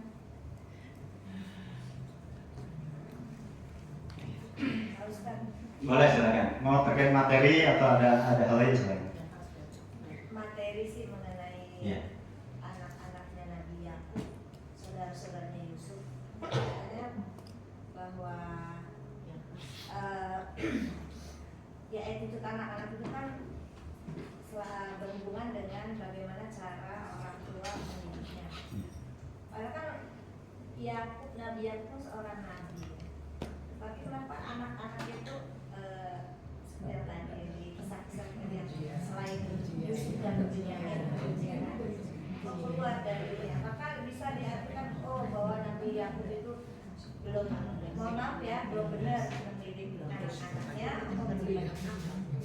Yang pertama, yang kedua, saya masih bingung kok ada beberapa hal tapi saya masih ada di dalam mengenai ini kan yang diberi Israel itu Nabi Yakub ya. Bani Israel itu kan berarti keturunan Nabi Yakub. Apakah yang saya bingung nih, orang-orang Israel yang kita kenal sekarang yang sedang bersekutu dengan Palestina, apakah itu masih keturunan Bani Israel? Tapi kok beda ya dengan yang Bahla yang diceritakan di Al-Quran gitu. Terus kan Yahudi juga kayaknya ada disebutkan di dalam Al-Quran. Jadi Yahudi yang di Al-Quran sama Yahudi yang sekarang itu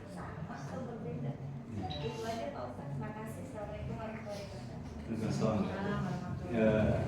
Dengan Ibu Bu Eli. Bu Eli. Guru Ustaz.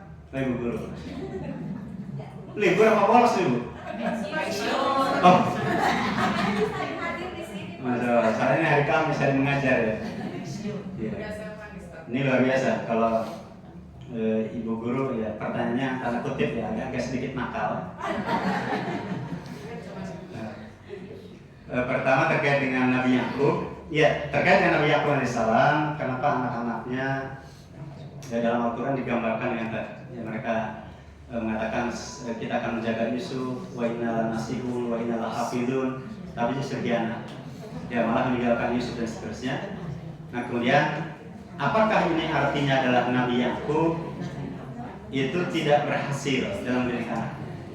Jadi Ibu, yang pertama, seluruh yang ada dalam Al-Quran, kisah yang ada dalam Al-Quran, termasuk keluarga para nabi, itu nanti bisa sebagai pelajaran ibrah. Apakah dalam surat Yusuf kan berikutnya ada terkait dengan semua kisah-kisah yang ada itu ada sebagai ibrah. Maka Ibu, artinya gini, di antara kita atau di antara anak kita atau di antara keluarga yang ada lah, tidak mesti kita ataupun siapa saja, ada tidak di antara anak itu yang hasad? Ada. Ya, jadi tadi kita sampaikan seluruh peristiwa yang ada dalam Al-Quran pasti berulang. Artinya ini, kalau di antara keluarga kita zaman sekarang ada anak yang hasad dengan anak yang lainnya, jangan aneh, jangan kaget. Dulu pun ada, yaitu apa? Anak-anak Nabi yang bahkan bukan anak Nabi Yakub saja, anak Nabi Adam. Jadi sudah jauh sebelumnya. Oh iya, Nabi Adam dari awal ya. Ya.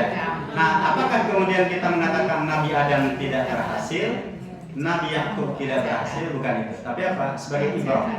Jadi untuk sebagai hiburan buat kita nih Bu. Anak Nabi saja begitu, apalagi kita. Sekarang saya tanya, di antara istri Nabi ada yang kafir dan durhaka tidak? Ada. Apakah pertanyaannya? Nabi, misal Nabi Nuh punya istri, ya kafir dan durhaka. Nabi Lut punya istri, ya dia durhaka. Apakah boleh kita mengatakan Nabi Lut tidak sukses, Nabi Nuh tidak sukses? Bukan. Ini sebagai pelajaran untuk di generasi berikutnya. Kalau ada istri yang membangkang, istri yang durhaka, ya maka jangan aneh. Ya karena apa? Karena dulu pun sudah ada. Yaitu siapa? Nabi Nuh, Nabi Lut. Nabi Adam gimana? Yang menghantarkan keluar dari surga siapa? Siti Hawa dan Nabi Adam. Nah ini terjadi polemik nih Bu. Bagi kaum feminisme nggak suka perempuan penyebab keluarnya Nabi Adam dari surga. Yang benar itu dua-duanya. Ini kata-kata karena ada ayat yang terkait dengan kedua itu penyebab. Ya jadi bukan murni apa Siti Hawa. Itu yang makna tadi artinya sudah ada. Ya maka ada hadisnya sahih nih Bu. Ada hadis yang sahih. Ini ada hadis yang valid. Nabi mengatakan laula Hawa ya lam takun unsa zauja. Kalau saja bukan karena peristiwa ibunda Hawa, maka tidak akan di dunia ini ada istri hianat ke suami. Ya, jadi kalau dikatakan penyebab hianat para ibu siapa? Siti Hawa itu gitu lah ini kan. Nah maka bukan berarti ya kita kemudian melabel mereka dengan itu, bukan. Mereka adalah Nabi Adam adalah Nabi, ya Bunda Hawa seorang istri yang saleh, istri yang baik. Bahkan Ibu, seluruh wanita tercantik di tempat ini dibandingkan dengan Siti Hawa cantik siapa? Ya, jadi kalau di sini ada maaf, kalau di sini ada namanya Ibu Siti Maisarah, Ibu Siti siapa? Itu masih kalah sama Siti Hawa. Ya, jadi wanita tercantik sedunia dari dulu sampai hari ini Siti Hawa. Kalaupun ada yang mengatakan yang hari ini di Indonesia tercantik sipulan enggak, tetap yang cantik adalah Siti Hawa. Karena sumber kecantikan yang pertama adalah dari Siti Hawa. Nah, jadi Ibu, Nabi Ibrahim punya bapak kafir. Ya, kemudian juga ya Nabi Nuh punya anak kafir. Ini bukan berarti mereka tidak sukses, bukan. Ya, tetapi sebagai gambaran dan pelajaran bagi kita generasi sesudahnya, kalaupun sudah maksimal dakwah, kalaupun sudah maksimal pun berusaha untuk mengajari mereka, mendidik mereka, tapi masih membangkang juga. Yang disalahkan jangan orang tuanya, yang disalahkan jangan suaminya, yang disalahkan jangan istrinya. Karena ada istri yang punya suami kafir, tapi istrinya baik, siapa Bu? Siti Asia kan bisa. Ya, Siti Aisyah istrinya baik, tapi kemudian suaminya ya kafir. Maka tadi ya, jadi intinya istri yang baik yang disalahkan ketika ada suaminya yang buruk. Demikian juga ayah yang baik yang disalahkan gara-gara ada anak yang buruk. Ya, karena apa? Bisa jadi, bukan bisa jadi, kalau mereka, para nabi yang tadi kita sebutkan, mereka sudah maksimal yang mendidik istrinya, mendidik anak-anaknya, ya mendidik pasangannya, tetapi tetap ya mereka belum mendapat apa? Belum mendapat hidayah. Hanya syarat khusus Ibu Guru, Ibu Eli Asundawiyah ya. Nah, jadi sekalian yang dimuliakan Allah Subhanahu wa taala. Ya, jadi begitu Ibu Guru terkait dengan hal tadi ya, dijadikan sebagai ibrah, sebagai pelajaran ya, bahwasanya yang dinilai oleh Allah adalah usahanya, ya bukan apa Bu? Bukan hasil. Baik, barangkali karena kondisi waktu dan mungkin ibu-ibu sudah pada bersiap-siap untuk beres-beres ya. Ya, karena kalau telat nanti dimarahin bapaknya. Ya, demikian barangkali Bu yang bisa sampaikan, dan selanjutnya saya kembalikan kepada Shahibul Bait yang dari saya sebutkan, dan mohon maaf. Assalamualaikum warahmatullahi wabarakatuh. Waalaikumsalam warahmatullahi wabarakatuh.